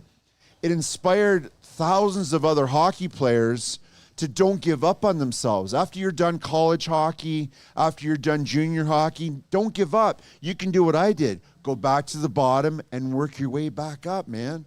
And you know what? I like that. Thousands have gone on to do that, right? So it's not just the impact you've had during the playing days, but also the impact that you had in what some of these players are doing to follow in your steps. And also, I started my youth program 19 years ago, and I teach the indigenous youth that anything is possible if you put your mind to it. You put your mind to it, you can do it, you can succeed. But it's going to take hard work, determination, and having that mindset that anything is possible, right? And I'm going to tell you straight up what I tell my youth. You get into drugs and alcohol, those dreams are going to be snatched away just as quickly as you pick up that bottle or that pipe or that toke. Hey, let them know, man. It's awesome to hear the guy beyond just the athletics, because I know a lot of times that's where our focus goes, to take care of our family, try and change the trajectory of lives. But ultimately, it's about what it does to be able to put your passions on the front street, and it's dope to understand that, aside from the enforcer aspect of it, there is a huge part of you that's fixated in how much love you can spread and how much you can help people. I mess with that, bro. Thank I you do. so much. I try to have that same type of precipice with like my outlook on life, and that's what I like about the Woodward Sports Crew, man. A lot of good people here, like my guy Flannel Sam. Hey, yes, and the Red Wings. What do you think about what they're building right now? I know they're in a rebuild. They haven't been in the playoffs for many, many years. Do you think that they have the right makeup to eventually get back to what they were in their glory days? Well, I'm going to tell you straight up right now, like Stevie Yzerman, you're not going to get a better guy building a championship team. He's the man. He's the guy that you want. So hold on tight, have some patience, but you're going to see another championship here real soon. He's making some small moves. I'm watching him. There were spurts there towards the end of the year when they were making that run for the playoffs. They looked pretty good. Yep. A couple tweaks here and there, and I mean, they're right there, boys. I mean, Detroit, the Red Wings, they're my team, man. I grew up with Shanny, watching Shanahan. I played with him in New Jersey, played with him in the London Knights, right? Yzerman, watch those guys. Paul Yzerbarts from my home team, Red Wing. You know, all these guys I watch and I grew up with, man. So you know the identity, and you see it here because there's a lot of fans who, when the Yzer plan, Steve Yzerman got here, there was a lot of people who believed, you know what, we're going to have this instant success, or if it's not instant, we're not going to be waiting as long as we have. And now people are looking at 6 years, flirting with the playoffs a couple years, the last couple seasons. But to me, it sounds like your faith, you're unwavering as it relates to your support in Yzerman and the job he is doing right now for the Red Wings. Well, I don't think a lot of people know this. Like, he built that team in Tampa Bay, right? He built that championship team, and that's why when he comes here, and he came here, he's doing the same thing here. We just have we need to be patient, right? Yep. It's going to take, who knows how much time it's going to take, but I can guarantee you this. There's going to be another Stanley Cup in Detroit within the next 5 years. I can guarantee that. And I know Darren. One more time. Say that one more time. Look I'm into going to that tell camera. you. I'm telling Look you. right there and cut the promo. I'm telling you, in Detroit fans, I can guarantee you there's going to be another Stanley Cup here within the next 5 years. Guaranteed. Yes. Hey. Like to hear that. Oh, man, Yeah, Jason, man. you over here spitting Yes, fire, man. brother. I know what I'm talking I'm about. fired up. Yeah. Let's rock, man. It's going to be a great day. I want to tell you guys, this is out of all 365 days, this is one of the best days of the year for the children. And for personally, I get to see the guys that I golfed with last year. Yeah. And it's just a great, great event. And we're treated so nice here. Like, it's just awesome really time. special to me this day. We're glad to be out here too, and to be amongst, like we said, not just people who are, tops at their craft, at their, whether it's athletics. We have some actors out here, but it's people who they care about contributing in these types of ways. Like that's what I like as well. You know what? It's awesome. all about the kids, man. Yeah. I mean, that's the next generation. We need to teach them what we learned sometimes the hard way, right? And help them get along a little bit easier. But let them know also that, hey, it's going to take hard work and determination. And the most important thing is you got to stay away from the drugs and alcohol. That's what's going to take you down, man. Tell them, man. Tell them. And you know what? One more thing from me, because I know that you say Detroit effectively is part of your home too. Michigan is part of your home. Oh, yeah. Detroit sports is on a renaissance right now. The Tigers, the Pistons, the Red Wings, the Lions. How are you feeling about these teams? Oh, I'm so Just excited.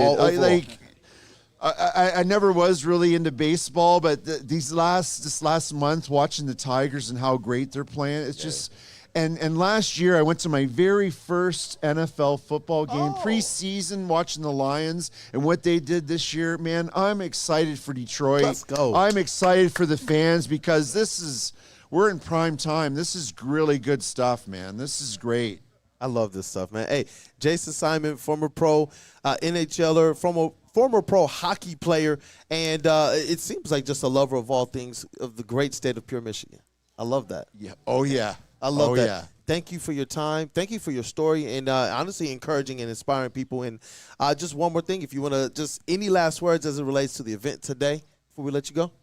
Yeah, I want to thank Feldman and everybody that's involved, all the volunteers, everybody that comes out. It's just a beautiful thing. And I mean, I think that's what makes this event so great is everybody pitching in and it makes it just a great, great day. And I want to tell you from my heart that I really appreciate you guys. And hey, I'm looking at you there. Thank you so much. Shout out, man. And just so you see really quickly, man, Jason is one cool dude. That's from Mike G. Respect Jason Simon. We have Vincent E. Jason Simon fans. You got a lot of people who you thank you, man. affected. Thank you for those comments. I really appreciate that. Thank you, brother. Hey, have a good day. Yeah. Let's have awesome. Let's have some fun. Let's rock. Yeah. Let's rock. You. Thanks. Appreciate it. Thank you for your time, man. Yeah. That was awesome. All right, and thank you to Jason Simon. He got just nothing but love in the chat. Thank you guys, even you, Harvey Wallbanger. I see that. But if we had to fight for it, he would win. But coming up next, looks like we got another interview with Lehman Yoder, the president of Corwell. So we're going to talk to him when we come back. But first, I have to tell you about Loom. Enjoy Loom Cannabis's refreshing buzzin' flavors.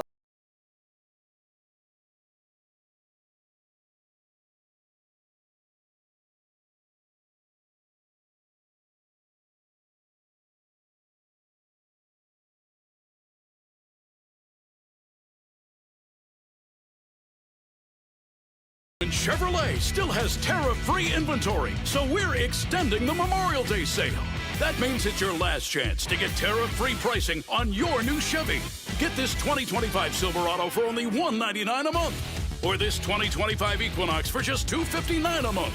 But hurry, these low prices won't last. Don't miss your last chance to save big. The Memorial Day sale has been extended at Feldman Chevrolet, Michigan's #1 Chevy dealer.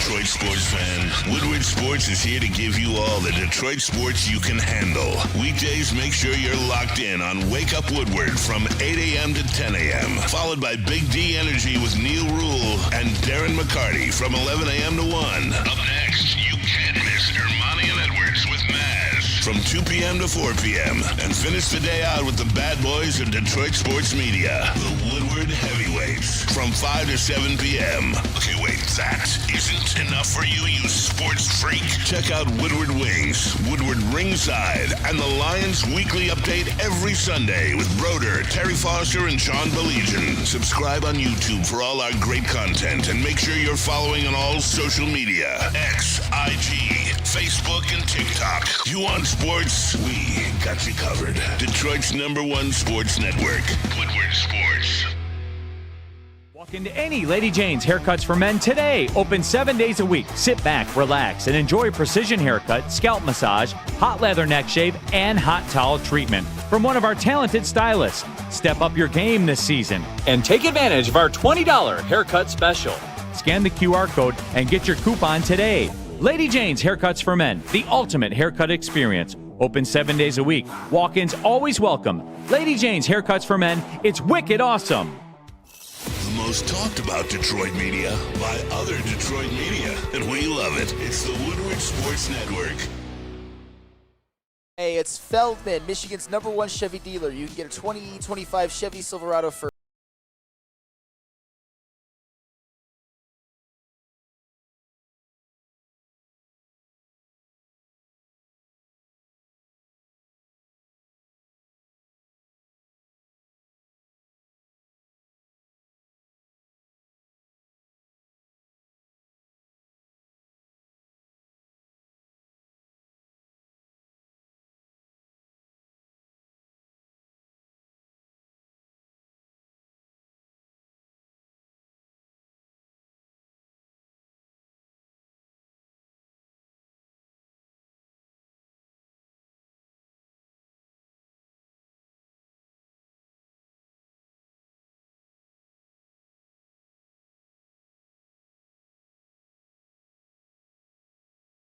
A lot of success, Mr. Lamont Yoder, and especially with where you're from, born and raised from here. You cheer for some pretty successful teams too, and you were in Phoenix, Arizona, but you just got back, moved back. So just a little side quest. We're gonna have to figure out that roadmap for Devin Booker. How do we bring him back home? Right. Well, welcome to the show, Thank Lamont. you How so you much. feeling? Thank you. Doing great. You know, you said I'm important, but today the most important thing are the kids that we're doing this for, right? That's what today's all about. So I'm super excited and so grateful for your and all the community support for today. It's an amazing day today. Guys, you see it here? The Flames, the Fire, Taft got family. some fire going. They That's awesome. they are locked in right now. And you know what? Just talk about it just a little bit before we get into the sports of it, because I know you're an avid sports fan. Your family loves all of the teams here in the Renaissance of Detroit sports. But just talk about the growth of Corewell Health. Yeah, so today actually is all about the Children's Miracle Network. Corewell Health Children's is the only children's hospital in Southeast Michigan with Children's Miracle Network. So every dollar raised today for Children's Miracle Network goes to support our kids in the 7-county area here. We have we serve over 200,000 kids every year in our communities, and today that's what it's all about. And amazing programs from the littlest lives, neonates when they're first born, all the way up through a new program we're just launching, helps kids get their first job, children that are on neurodiversity spectrum and have challenges get their very first job. So seeing parents in the brand new lives all the way to 18 and 19 years old get their first jobs. It's we're grateful to carry on that nonprofit mission and huge support from the community today. And I believe you. The energy, your face, the real smile, like it seems like this is what you love to live for. Like this is your passion.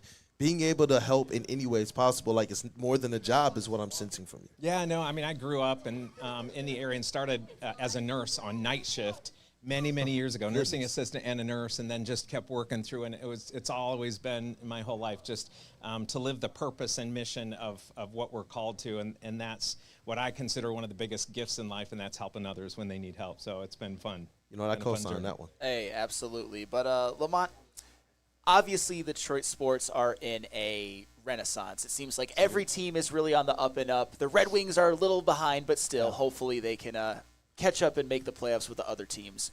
Which one gets a title first? Ooh. I think this has got to be our year for the Lions. Okay, I'm telling you, 8 and 10 years old.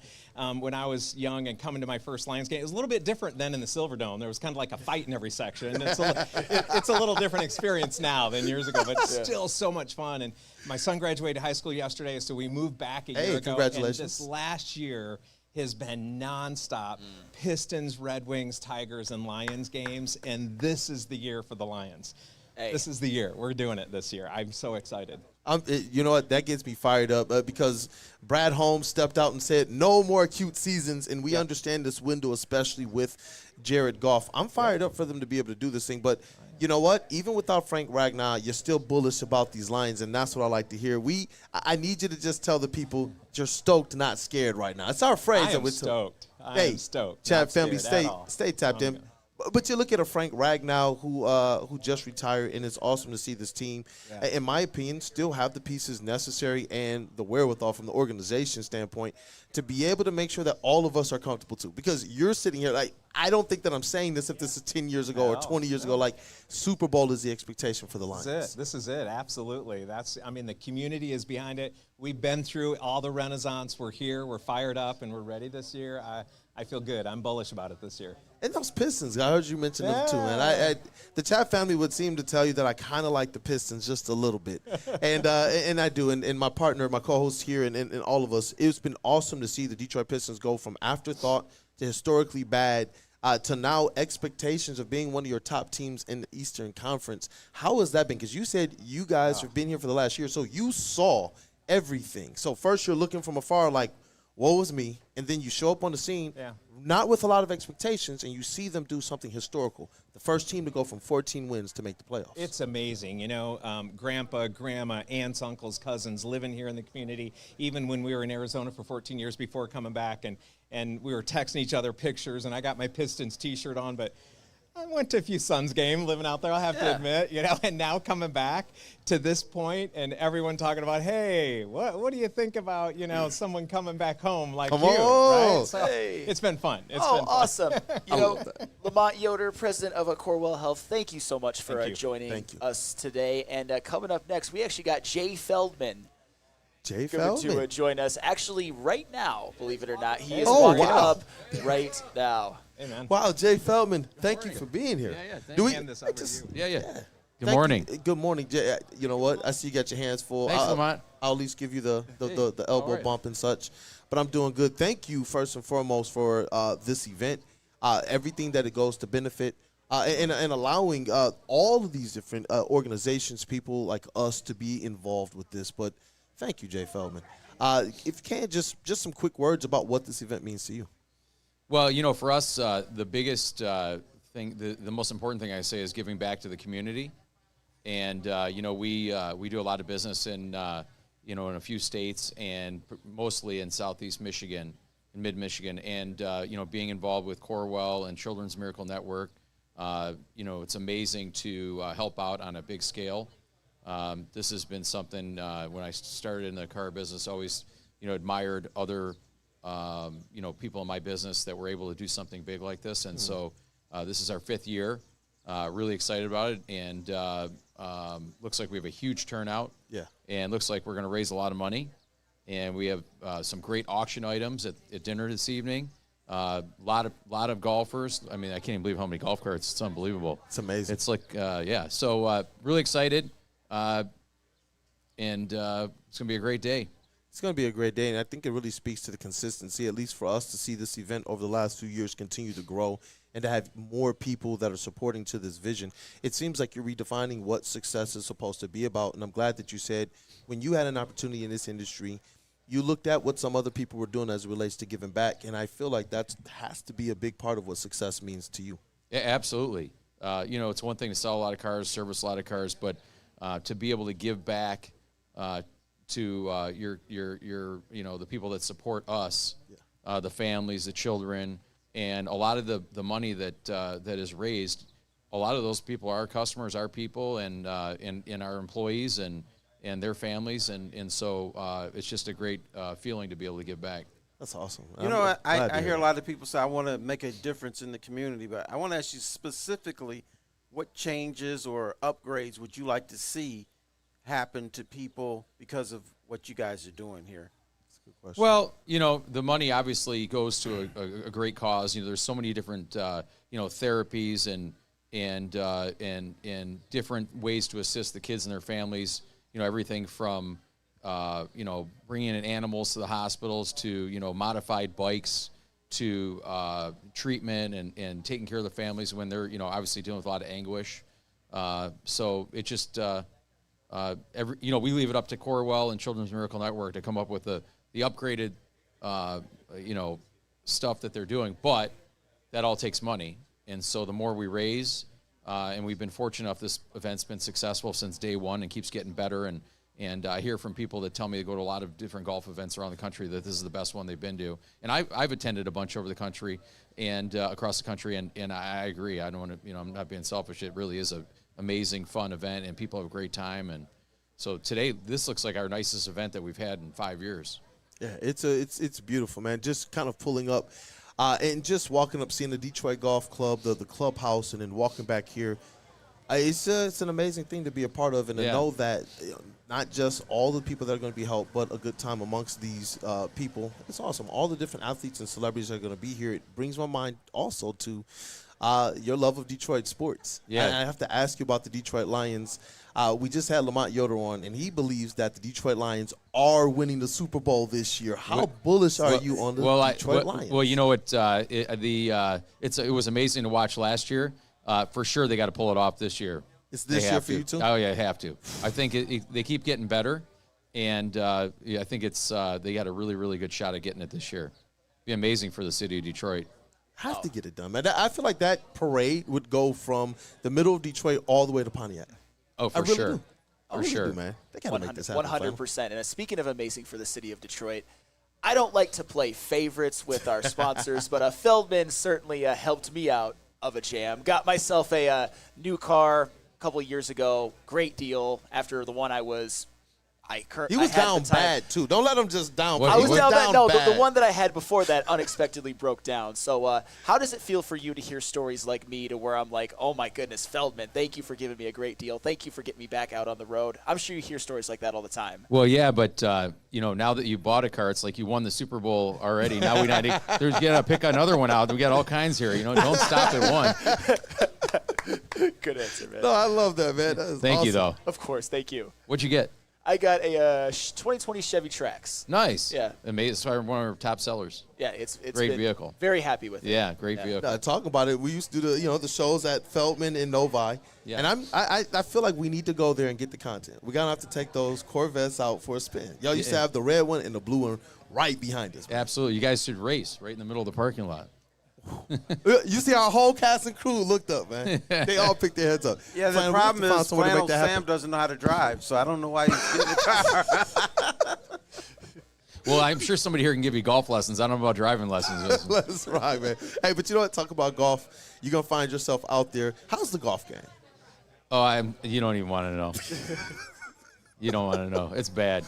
I might need to be in your grouping then. So it's bad. I don't need anybody to see my swing. I don't need anybody to see the putt, the game, the short game. I'm not the ringer for anybody. None of that. Flannel, what about you, man? Golfer at all? Not really. That's not really my thing. If I went out there, I'd probably be the worst person out there. Not like one of the worst, like the actual worst. Yeah, so we're going to have to make sure. Well, at least you're winning at something. Shout out to Jay. And if you can, also we know the Wahlberg Foundation. I'm kidding. You're good, man. Wahlberg Foundation will be here too. If you could, just because you spoke a lot about the different organizations that are here supporting, but if you could as well, just speak to what it's meant to have their contributions. So, the money raised benefits Children's Miracle Network and the Mark Wahlberg Youth Foundation, and Mark and a lot of his family are here today supporting the event. We have a lot of great celebrities, as you know, here attending, and everybody's here on their own time. Nobody's paid to be here. People are here just to, support the cause and enjoy the day, and, obviously really appreciate all you guys supporting us and making it public, there's so many people involved, so many different companies that have contributed, and people pay a lot of money for golf foursomes and donations, and it all goes to a great cause, and so very exciting. I think it's a testament to who you've been in your leadership. You said that effectively no one's paid to be here, and people have effectively bought in though to your vision. And it's paying huge dividends for a lot of people, a lot of children. It was awesome to hear from Lamont Yoder, hear from you about just how many people's lives and how many families are being impacted by this. Yeah, it's over 200,000 families in Southeast Michigan. That's an amazing feat, and I'm hoping that it continues to inspire other people, big and large, in your own neighborhood, your own communities, your own homes, or in your own organizations to be able to push to do more, redefine what success means. Absolutely. Thank you. Yeah, thank you. Jay Feldman, I've seen everything. I've seen people say the head guy, the head cheese, the this, the that. He's that guy. That's what we're going to say. Jay Feldman. Thank you. Thank you Mr. for everything you've done for us Jay today. just led you astray and bamboozled you. What up, though? His golf game is better than he says it is. Because he's out there making deals and on the golf. He's probably made some trick shots and stuff. All golfers say that. It's probably selectively bad. I'm getting better and better driving the cart. I get that. That's selectively bad. I don't know if I'm going to race him in the tracks with the golf cart. We're going to. All right. We can't wait for that. Let's go. Hey, still lose that. Yeah, we're going to have to set up that Corvette race. Let's do it. We have to set that up. We have to do something, man. Hey, you know what? Thank you again for your time, and thank you for your vision, and thank you for all of this, man. Thank this you. is awesome. Thank you. Thank Appreciate you, Jay. it. Hey, have a good rest of your day. Yeah, and, you too. Hopefully Thank we run you. into you again today. You will. Definitely. Thank you. Thank you, Jay. Hey, we're going to take a quick one, and we'll get back, and we'll do we have time to TLB, talk a little Lions? Absolutely we do. Jay. Absolutely we do. But first, I have to tell you about Mad Packs. Flannel Sam here to talk to you about Mad Packs. Mad Packs is the hottest new cannabis brand, and they are partnering with Woodward Sports, as they hear them muttering about me over there. They just launched their new products on May 30th, available in select dispensaries. High Lows, getting you high for the low, delivering top-tier quality at unbeatable prices. Boom Shakalaka. Boom Shakalaka. It's a live resin-infused tarantula. This one's the bomb. Blizzard Packs, THCA, moon rocks that hit like a blizzard. Stay tuned with the Woodward Sports Network for all the latest updates. Walk into any Lady Jane's Haircuts for Men today. Open 7 days a week. Sit back, relax, and enjoy precision haircut, scalp massage, hot leather neck shave, and hot towel treatment from one of our talented stylists. Step up your game this season and take advantage of our $20 haircut special. Scan the QR code and get your coupon today. Lady Jane's Haircuts for Men, the ultimate haircut experience. Open 7 days a week. Walk-ins always welcome. Lady Jane's Haircuts for Men. It's wicked awesome. No one gives away more cash and prizes than Woodward Sports. You don't believe us? Here's our latest $10,000 winner. You guys posted, hey, if you guess all this stuff right, we'll give it's $10,000. I'm like, okay, well, why the hell not? And the winning doesn't stop there. How about our Outkick Your Coverage winner? I think you won. David Tully, everybody. David Tully. This guy's got a hot girl.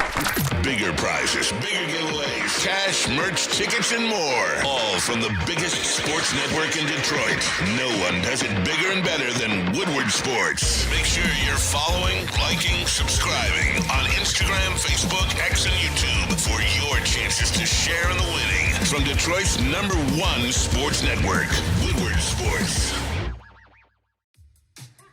How do people feel about getting a Planet Fitness membership for $15 a month? How do they like working out in a clean and spacious gym that's filled with equipment for every workout? And how about free fitness training in the judgment-free zone that leaves them feeling energized all day long?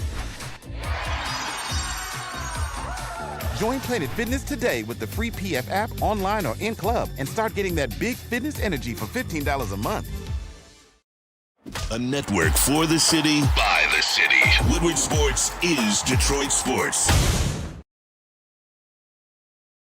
Hey, Feldman Chevrolet.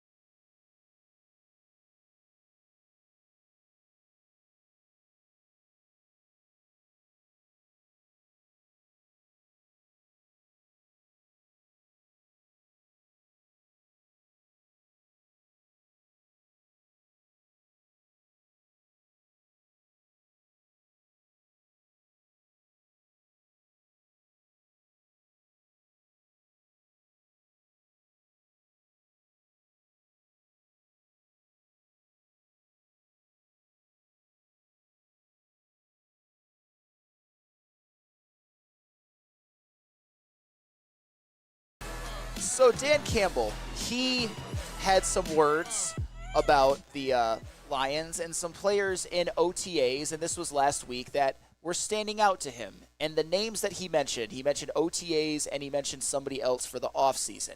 He specifically pointed out Jamison Williams, Jahmyr Gibbs, Sam Laporta, and Ennis Rakestraw in terms of the OTAs. But in terms of the offseason, Dan Campbell highlighted new signing defensive back Avonte Maddox as a standout. So Kool-Aid, when you hear the names that Dan Campbell mentioned, what is your first thought? You know what? My first thought instantly goes to awesome to those names. Yeah. But I was sitting here hanging out by a thread like, anybody from the offensive line?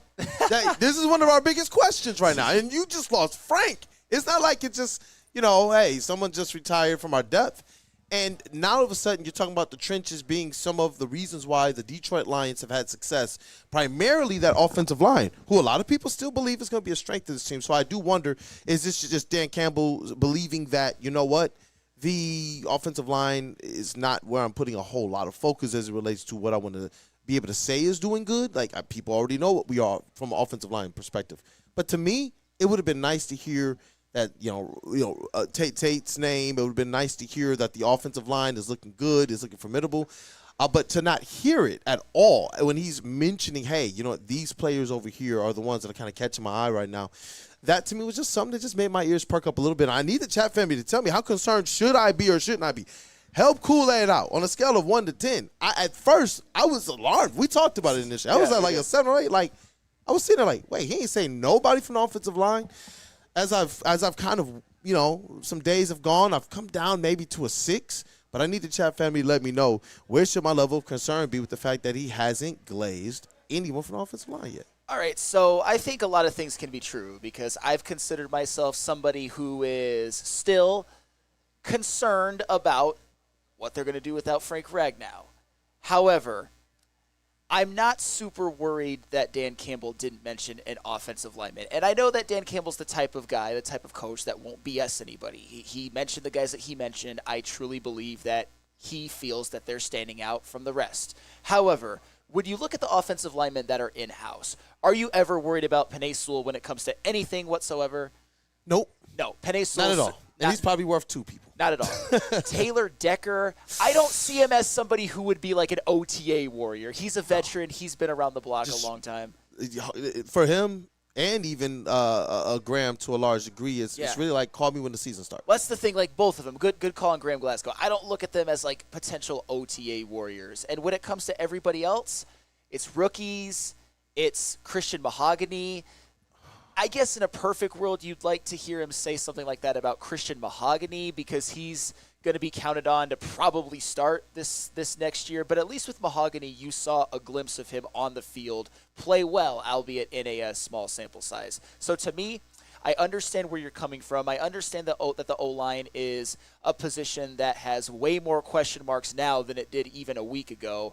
But with this specific happening of Dan Campbell not mentioning any offensive linemen as his OTA standouts, I am not too worried. And I see the people in the chat as well. Thomas wants me to know, Kool-Aid, you can't judge the lineman without pads. And some people believe that, though there's going to be some concern, that right now they're waiting to see further into training camp before they start to at least make any large swings as it relates to, what their comfort level is or their confidence level. Because I'm about to ask T. Foss, too, because Frank Ragnow is not here. We already were talking about, remember, we started this discussion. I think it's time for them to start beefing up that line a little bit. It would be nice if they could do that this year, and that was with us having Frank Ragnow. Now without a Frank Ragnow, and two players in Taylor Decker and Graham Glasgow who we believe may miss some games, a game or two here and there, but now it gets very, very bleak. Am I overreacting at all, Terry Foster, about this offensive line? I think everybody – I'm just not that concerned. Not that concerned? No, and I think Dan Campbell is setting everyone up for a press conference a few weeks down the road, maybe closer to during the season, that, guys, I wasn't concerned at all. That's why I didn't mention any names. It's y'all were ones getting all bent out of shape, not us. Look, here's why I'm not concerned. One is David Montgomery and Jahmyr Gibbs, are they going to suffer as running backs? I think Montgomery might. But look at Montgomery. Montgomery is a dude that knocks people on their asses. I understand. He did have a career year catching the ball. Yeah, that's fair. That could keep defenses off balance. That's where I'm hoping, is that if there is anything that they have to shore up this year, I'm hoping that the dynamic nature that both of these backs stepped into next year, Jahmyr Gibbs and David Montgomery, I'm hoping that helps the line a little bit too. And I wanted to ask you, too, just how much do we even put Brock Wright and Sam Laporta into this conversation, because we know that they're going to be utilized in certain protection packages, and probably a lot of them. Yeah, they're part of it. I mean, that's part of a tight end's job. So they're going to have to step up along with all the rest of the offensive line. So, yeah, I mean, Sam Laporta has developed into a good blocker. We know what Brock Wright can do. Yeah, they're absolutely a big part of the team's plan when it comes to just like blocking for running backs, even pass protections from time to time. And I see Randall Smalls, his $5 super chat, and he talked about his worries and concerns from last year. Right now he's at a 7.5, but he was only at an 8 last year at this time. Randall Smalls, he says, $5 super chat. Last year I was more worried about Zeitler and Frank's foot, so I'm still worried, but it's just a different kind. I mean, it was always a worry about Frank Ragnow and his ongoing injuries that he continued to get and he continued to play through. And now, unfortunately, we know we're going to get 0 games from him instead of a potential few missed. It hits differently, but with Frank Ragnow, health was always a concern. Yeah, definitely. I mean, you guys have definitely helped me, because I know, T. Foss, you've covered these Lions teams for a long time, and you understand how these ebbs and flows go. I do expect this team, when they get going, I have faith in the offensive line as constructed, but I do wonder how much can they trip up their own season if things aren't necessarily good to start the year. Last year, they came out and they openly said it. Our offense is not going to be hitting until week 5 or week 6, but they were so good that they still didn't lose any back-to-back games, and they still didn't lose more than 1 game per quarter last year. And we know that the last 2 years they haven't done that. And that's where, for me personally, I wonder how much does the offensive line need to be together? Like, I'm wondering, because you guys are helping me to feel as if Dan Campbell just believes in this offensive line. There's only so much you can judge right now, and it is the offensive line. It's a lot of dogs there. Flannel started with one of the biggest dogs in all the NFL in Penei Sewell. But I do wonder, with that gauntlet of a schedule, the first 7 games of the season before that bye week, how much this offensive line is going to be either a help, a hindrance, a help or a hindrance to what the Lions can do this season. Yeah, you have to understand they have one of the best offensive line coaches in the National Football League. Fraley, you're right. You're right. I believe they are working on something as we speak, where the offensive line is not going to be as important as it was in the past. And even looking at last year and looking at the way this offense works, now we call it an explosive offense, which it is. It has been. But how do they do it? Play action. Mm-hmm. Gibbs, because he's so speedy. This is a guy that yeah, you can trap them and stuff, but you still can't tackle them. JMO movement. Right. Yeah. And I want to go back, and I don't like to compare anyone to Barry Sanders, but Barry Sanders, when he got the ball, a lot of times there was like 2 or 3 defensive linemen looking at him like, where you going? And he'd get out of it. Jahmyr Gibbs has that same type of maneuverability and speed. Yeah, he has more speed than Barry Sanders, but he can maneuver out of things like that. Yeah. The other thing, Jared Goff, when you look at when he's going back to pass, it's all short. It's all in front of the defense. It's quick hitters. He's not back there looking the defense over, patting the ball, deciding what to do. He just gets it out. So it doesn't mean the offensive line isn't important. It's not as important as it could be in other cities. Almost so that we talking about defense in baseball right now. And you know what? It's because it's different because for the last, I don't know however many years, we know that the offensive line was the strength of this team. It seemed like that's where they started. And for the last few years, we talked about what Goff needs around him and in front of him to be this, that, and the other. But I did see a Goff, to more of your point, who stepped up a little bit. Obviously, going to leave the playoff game out of the picture for now. But in a regular season where everything fell down around him, we saw Goff have a top 5 MVP candidate season. And you're right, those quick passes and their ability to keep a defense off kilter might be just what they need effectively to stave off anything that could be a negative from the offensive line, losing a Frank Ragnow, relying on more younger players, trying to get the cohesion together and things of that nature. I do believe that how this offense is designed and how close John Morton and Hank Friendly are going to be working as a run game coordinator, I do believe that this team is going to be able to overcome because you got some special players. That's why I wanted to, at least when I was thinking about it, I was like, you know what, David Montgomery, he wasn't just a runner. This was a guy who stepped up and could catch the ball off the backfield too. And defenses weren't ready for it. How many defenses believed, okay, Frank Ragnow's there, let's bull rush. We already understand this. Even if the center position is slightly weaker, which I don't necessarily know if it's going to be weak in per se. It's not going to be. But even then, their timing, their rhythm, how proficient and high IQ Jared Goff was. You call it the white boy wiggle. He got a little bit more of that. That, right, to me, they were able to just beat teams up. So now I'm sitting here starting to wonder, you know, hey, throw away the offensive line anyway. No, I'm just kidding. No, but you can't but do they, that. they have what they need to be able to basically counter any of some of the negative effects that they're going to have on their, if any, on the offensive line. Right. The thing that you're going to miss the most out of Frank Ragnow is the intellectual part of football, the intellectual part on getting these guys ready for the season. But you can find somebody else who can eventually get to that. You've got guys who are veterans. You still have Penei Sewell and Decker. I know they're on the outside, but they're still in that room. They're still getting to these guys, and they can bring up the intellectual part of it. And I think, you know, I talked to some of these. I think Penei Sewell and Decker stood back a little bit. There was stuff they could have contributed to the intellectual part, but they had so much respect for Frank Ragnow. They're like, okay, we're going to step back, let Frank do that, handle this, because that's what he does. Now, this year, I think you're going to see even more from your outside guys, Sewell and Ragnow, who are going to add that intellectual part that they did not want to get involved in last year. Terry, I got to treat you fair like I would treat everybody else in the chat. I am shocked at how flippant you're being about this. Absolutely shocked. As if Frank Ragnow, now you're saying he was actually holding back Sewell and Decker potentially? Okay, you must have wax in your ears. I did not say that. I did not insinuate that. I said from the intellectual standpoint, they allowed the one voice. You don't need a lot of voices talking to these guys.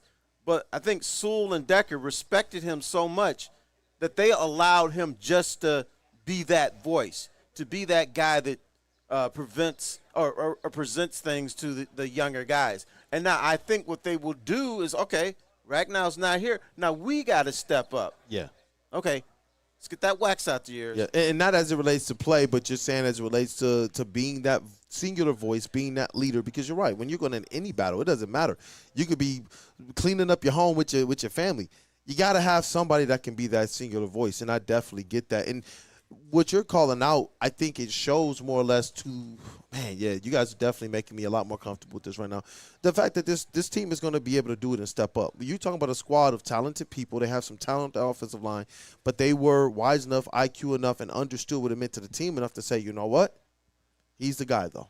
And they didn't necessarily have to do that. We see other teams that they don't necessarily do that. We've watched teams that haven't done that in the past, and it's undermined their ability to have success. Right. And the other thing about an NFL team is you reach a crescendo. These guys are young. We haven't seen the best in Ramon St. Brown. We haven't seen the best of J-Mo. We haven't seen the best of Penei Sewell because they're young. These are puppies out there. They're young guys out here. And what you do is you reach a certain point, and then you start to decline when you're 29, 30, 31, 35 years old or whatever. They're still on the up and up. So we're going to see the better part of most of these guys because they're under 25 years old. Yeah, I see you, Expert Swami in the chat. He says, Frank was the field general for that O-line. And you know what? It's nice knowing that we got other players that can step up and can handle that because this team, they did acquit themselves well when they were missing a player or two in the offensive line throughout the season. Oh, they most certainly did. And I hate to cut this short, but we have only a little over 5 minutes left in the show, and we have to. Yeah, I know. It goes by really, really fast. A shout-out to all our wonderful interview guests. Hey, but, smash that like button, people. I wanted to talk briefly about the Green Bay Packers made a move. They released two-time Pro Bowl cornerback Jaire Alexander, which is going to leave the Packers with a void in their secondary. And if you want a couple of more details, and this is just a report that I'm reading from yahoo.com.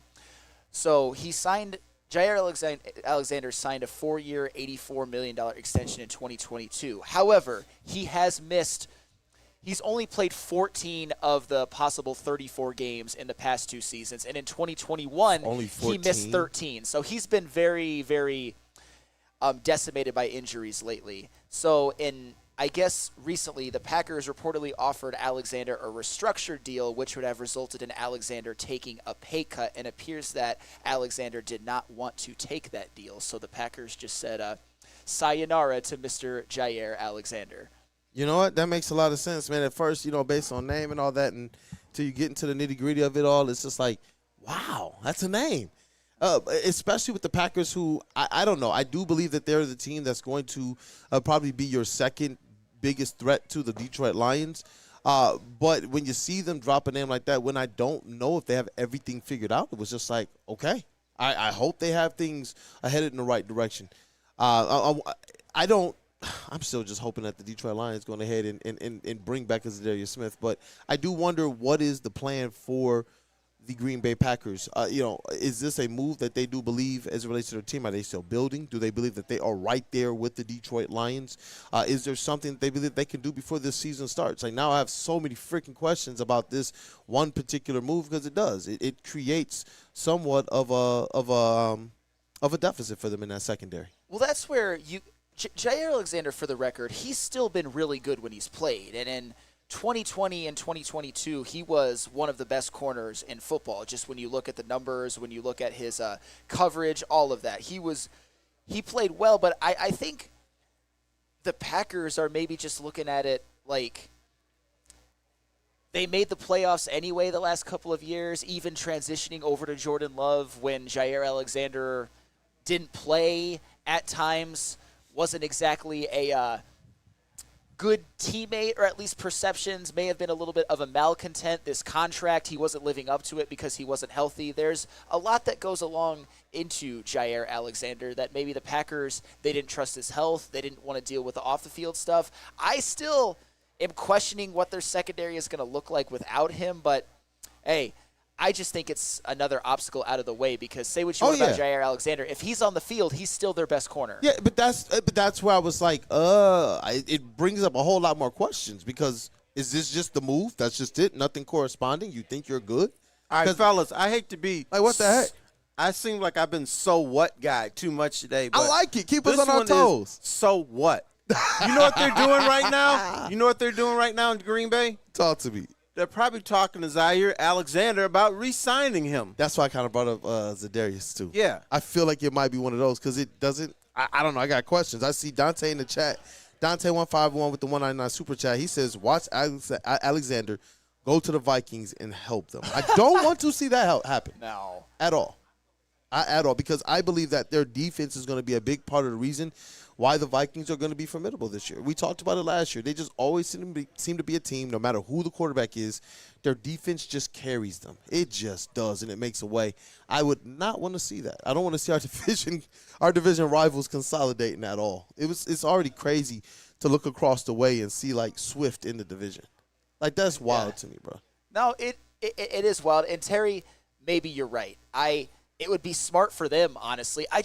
Is Jair Alexander the type of player, the type of person that's going to accept that, or does he think he can get a bigger contract on the open market? Because, like I said, when he plays, he's still really good. He's been elite very, very recently. Hold on. He's looking for a bigger contract, but here's the thing. Maybe the rest of the league is saying, no. Maybe. So the cream always rises to the top. In this instance, he might be with Minnesota, but I still say he would probably end up in Green Bay. But, is what he's doing now, and his agent, I'm sure they're looking, okay, who else is interested in me?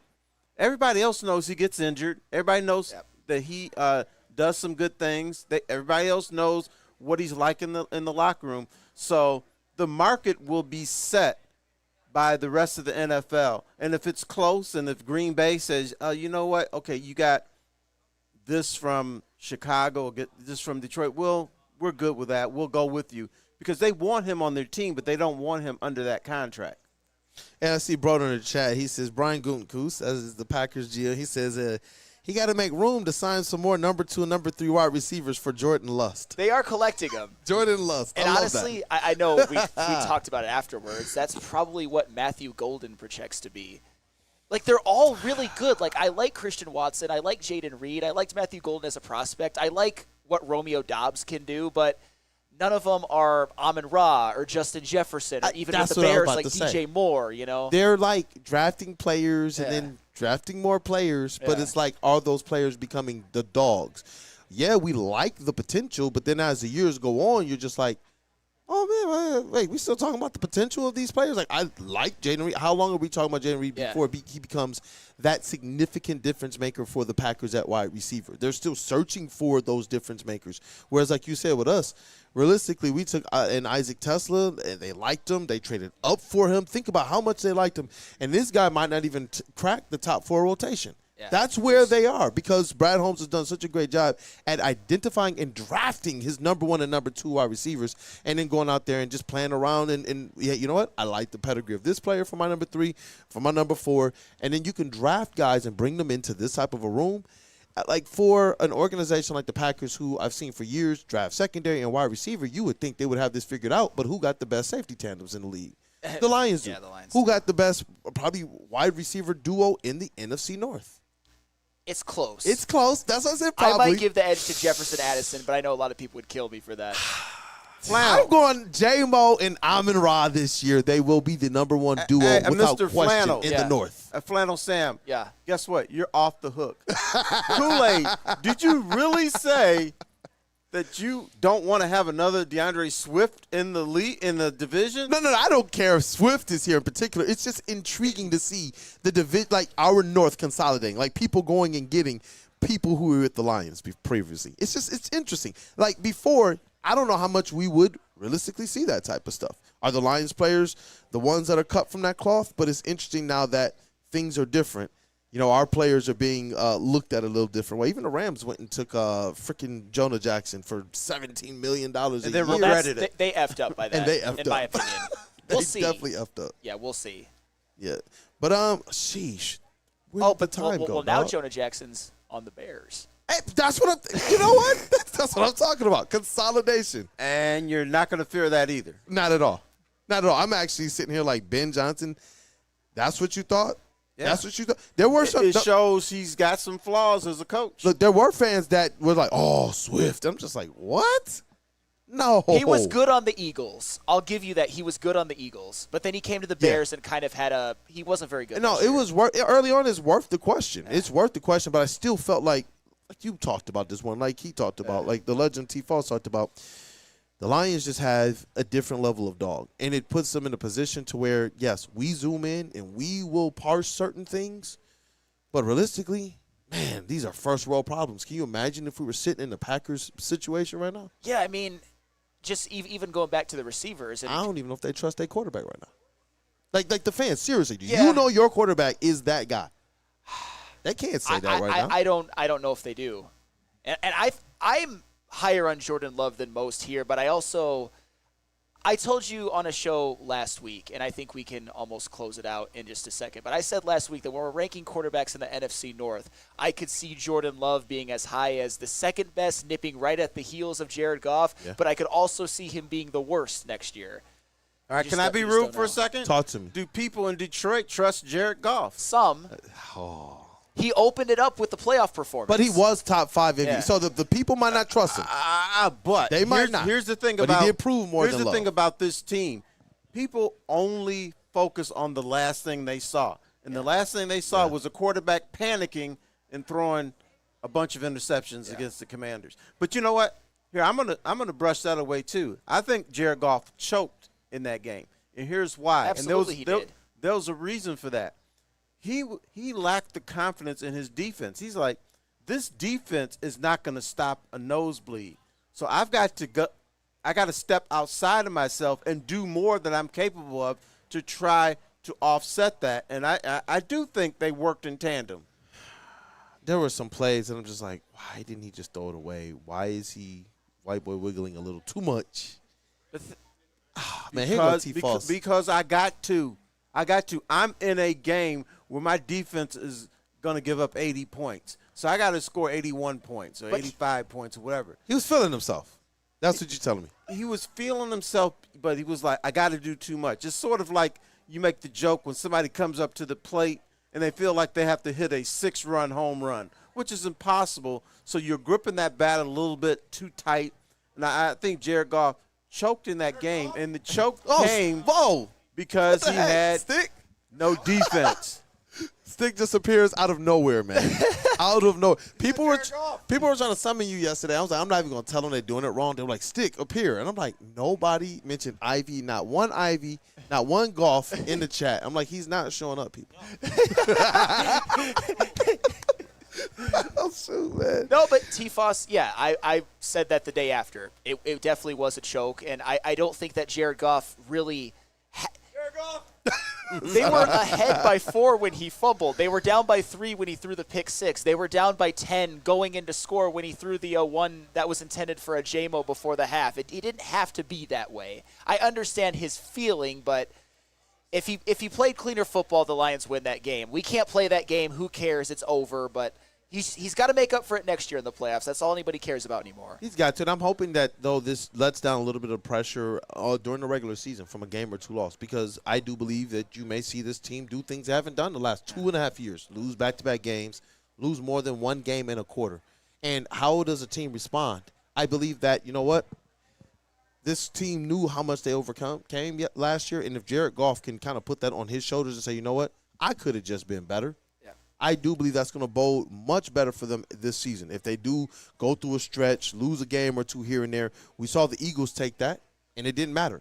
We saw the 49ers take that. It didn't matter. They wound up beating us the year that they lost 3 games in a row to close out the end of the year. And we all believe the Lions are playing better. The Lions are the better squad right now. Oh, man, if we match up with them, even if it's in their home, we know we got them. And how did the game start? But how that game ended, that's where I'm hoping, even the Chiefs winning 11 games and finding themselves in the Super Bowl.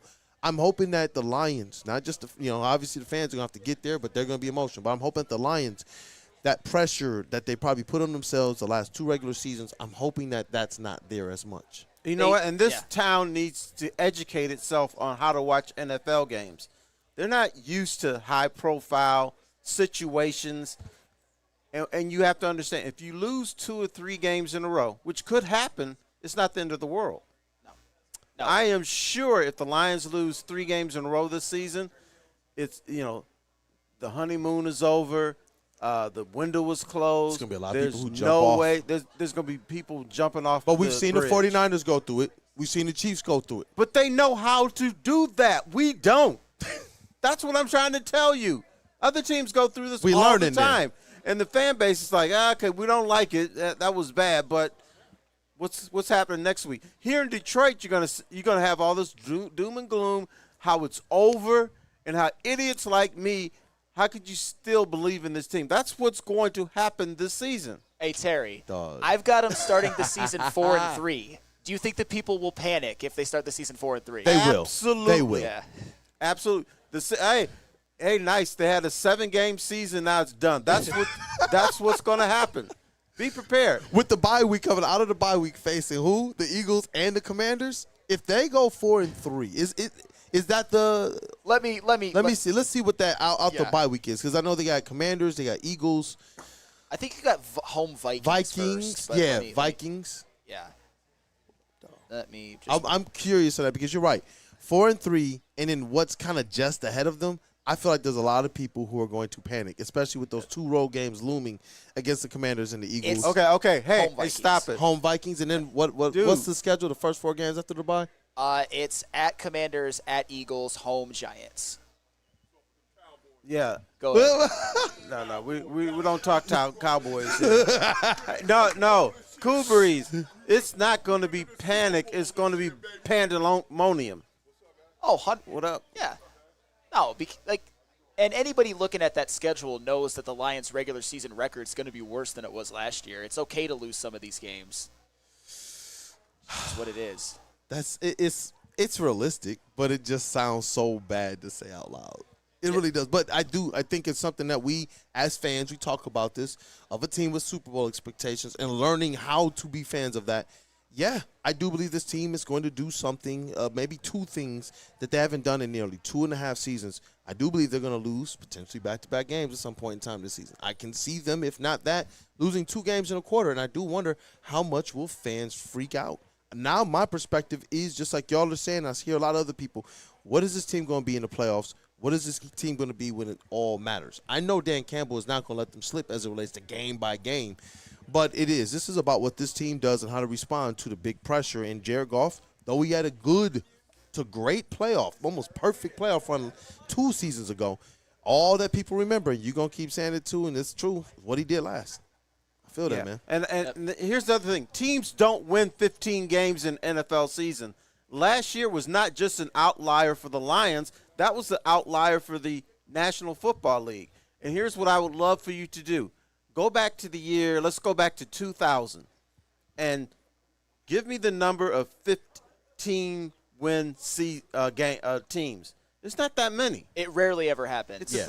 But I tell you this, even if the Lions had beaten the Commanders, went to the Super Bowl, kicked Kansas City's ass up and down the field, and then their 2025 schedule was New England 17 times in a row, they still wouldn't finish 15-2. It really is just one of those happenings, because even going back to before there was a 17-game schedule, how often did you see a team go 14-2? Not often. Not often, but Lion fans predicted it like 100 times. I mean, in the Lions, they nearly swept 3 different divisions last year. I know. That's incredible, man. It was wild. That was wild. What a run. What a feat. And I think that's why you enjoy the runs you have, even if they don't necessarily end up the way that we want. And we're going to definitely root like hell for them to finally get this Super Bowl. Wait, look, we got Lamont Yoder. He said Super Bowl. Jay Feldman, he said Super Bowl. What up, though?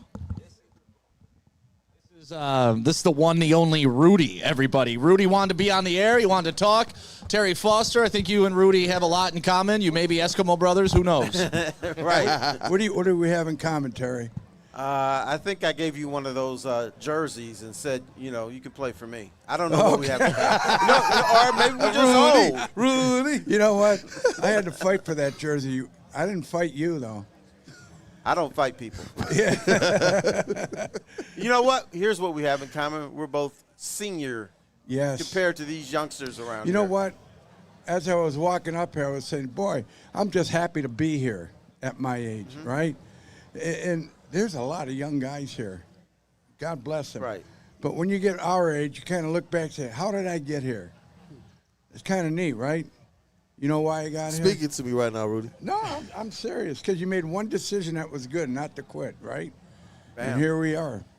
Hey, Yes. man, he's preaching It's right cool now. Happy to to be be with you here. guys. What do you do for a living, Rudy? Well, believe it or not, I'm in the dairy business. Hey, I got cheese and whatever you want, milk, and I do speaking. And they pay me to do autographs. Wow. Can you believe that? Like, I'm going to be in New York with doing autographs for, I can't believe they pay you to do that. bro, off your energy already, you sound like one of the good ones. It's like when we say, you know what, we're glad that you're one of the ones. But that let me that. say this to you. Shout I out was to you. I was at Notre Dame this weekend talking to some of the players, and they're making a good, decent amount of money, right? More money than we'll ever make. And I said, championships come and go. Can I ask you guys, who won it 3 years ago? They didn't know. You understand? They live for now. We live for them so they can have now. And because of the sacrifice we did, and not we, everyone, we didn't make that much. I didn't make any money, but people never made that much money to do so they could have that honor, that privilege to do what they have. But the thing that I get upset about is the uniform. They don't respect the uniform. They cut them off now. What's that about? You come to play a football game, right? And you come out like you're at the beach. What? We're in a football game, dude.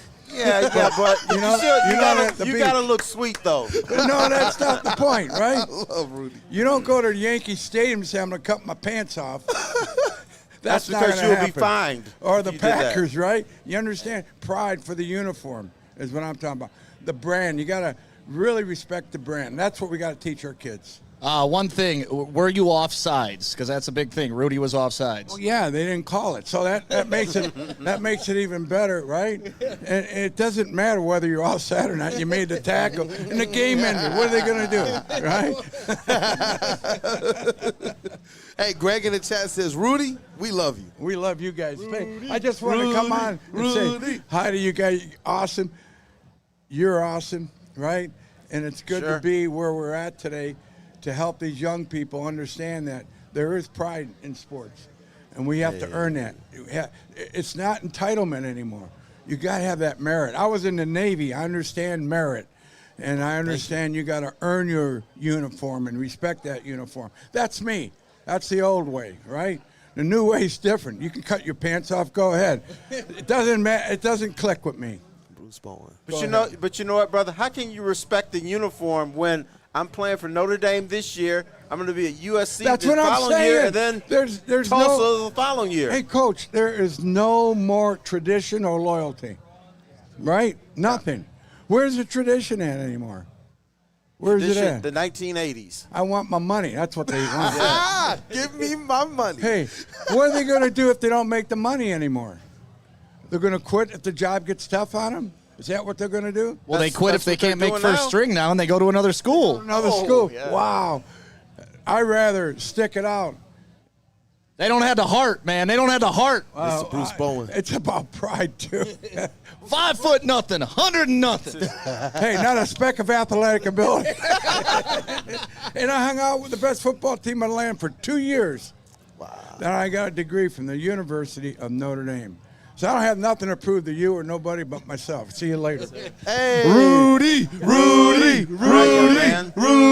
you, sir. That was awesome. Dude, legendary. That was legendary. Legendary. Thank you, Stick. Thank you, Appreciate Stick. That was awesome, man. You know what and then Bruce Bowens is walking around behind us and everything. It was absolutely legendary, man. You know what I love about what a day. This day is going to be epic, man. You know what I love about that, just to filibuster for a second? That man gets it. Because if you cut up your uniform and look all sweet, so you can get aura. No. We know Rudy doesn't believe in aura. You don't get aura by cutting up your jerseys. The guys who cut up their jersey, you have aura just because you have aura. Hey. The jersey cutting doesn't do it. You could be like Zeke Elliott and wear like a belly shirt every time.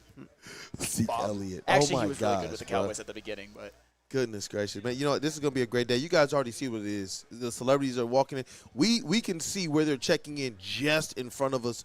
And I'm telling you, we're seeing cars pull in. We're seeing the celebrities walk in. We're seeing the athletes, the actors, the different charities, the different organizations.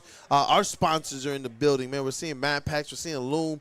We're seeing Feldman, obviously, who's putting this thing on. And it is the Children's Miracle Celebrity Invitational, which is going to benefit over 200,000 people. That is an amazing thing. And these are people who just want to see good done. Shout out to DJ Joey in the building. DJ Joey just showed up, man. He's part celebrity, part Woodward Sports, everything guy, too. Absolutely, so, yep. Shout out, man. It's a lot of people here. I think it's time to wrap it up. Yep, that's the show. You know what? I'll give you the air pass.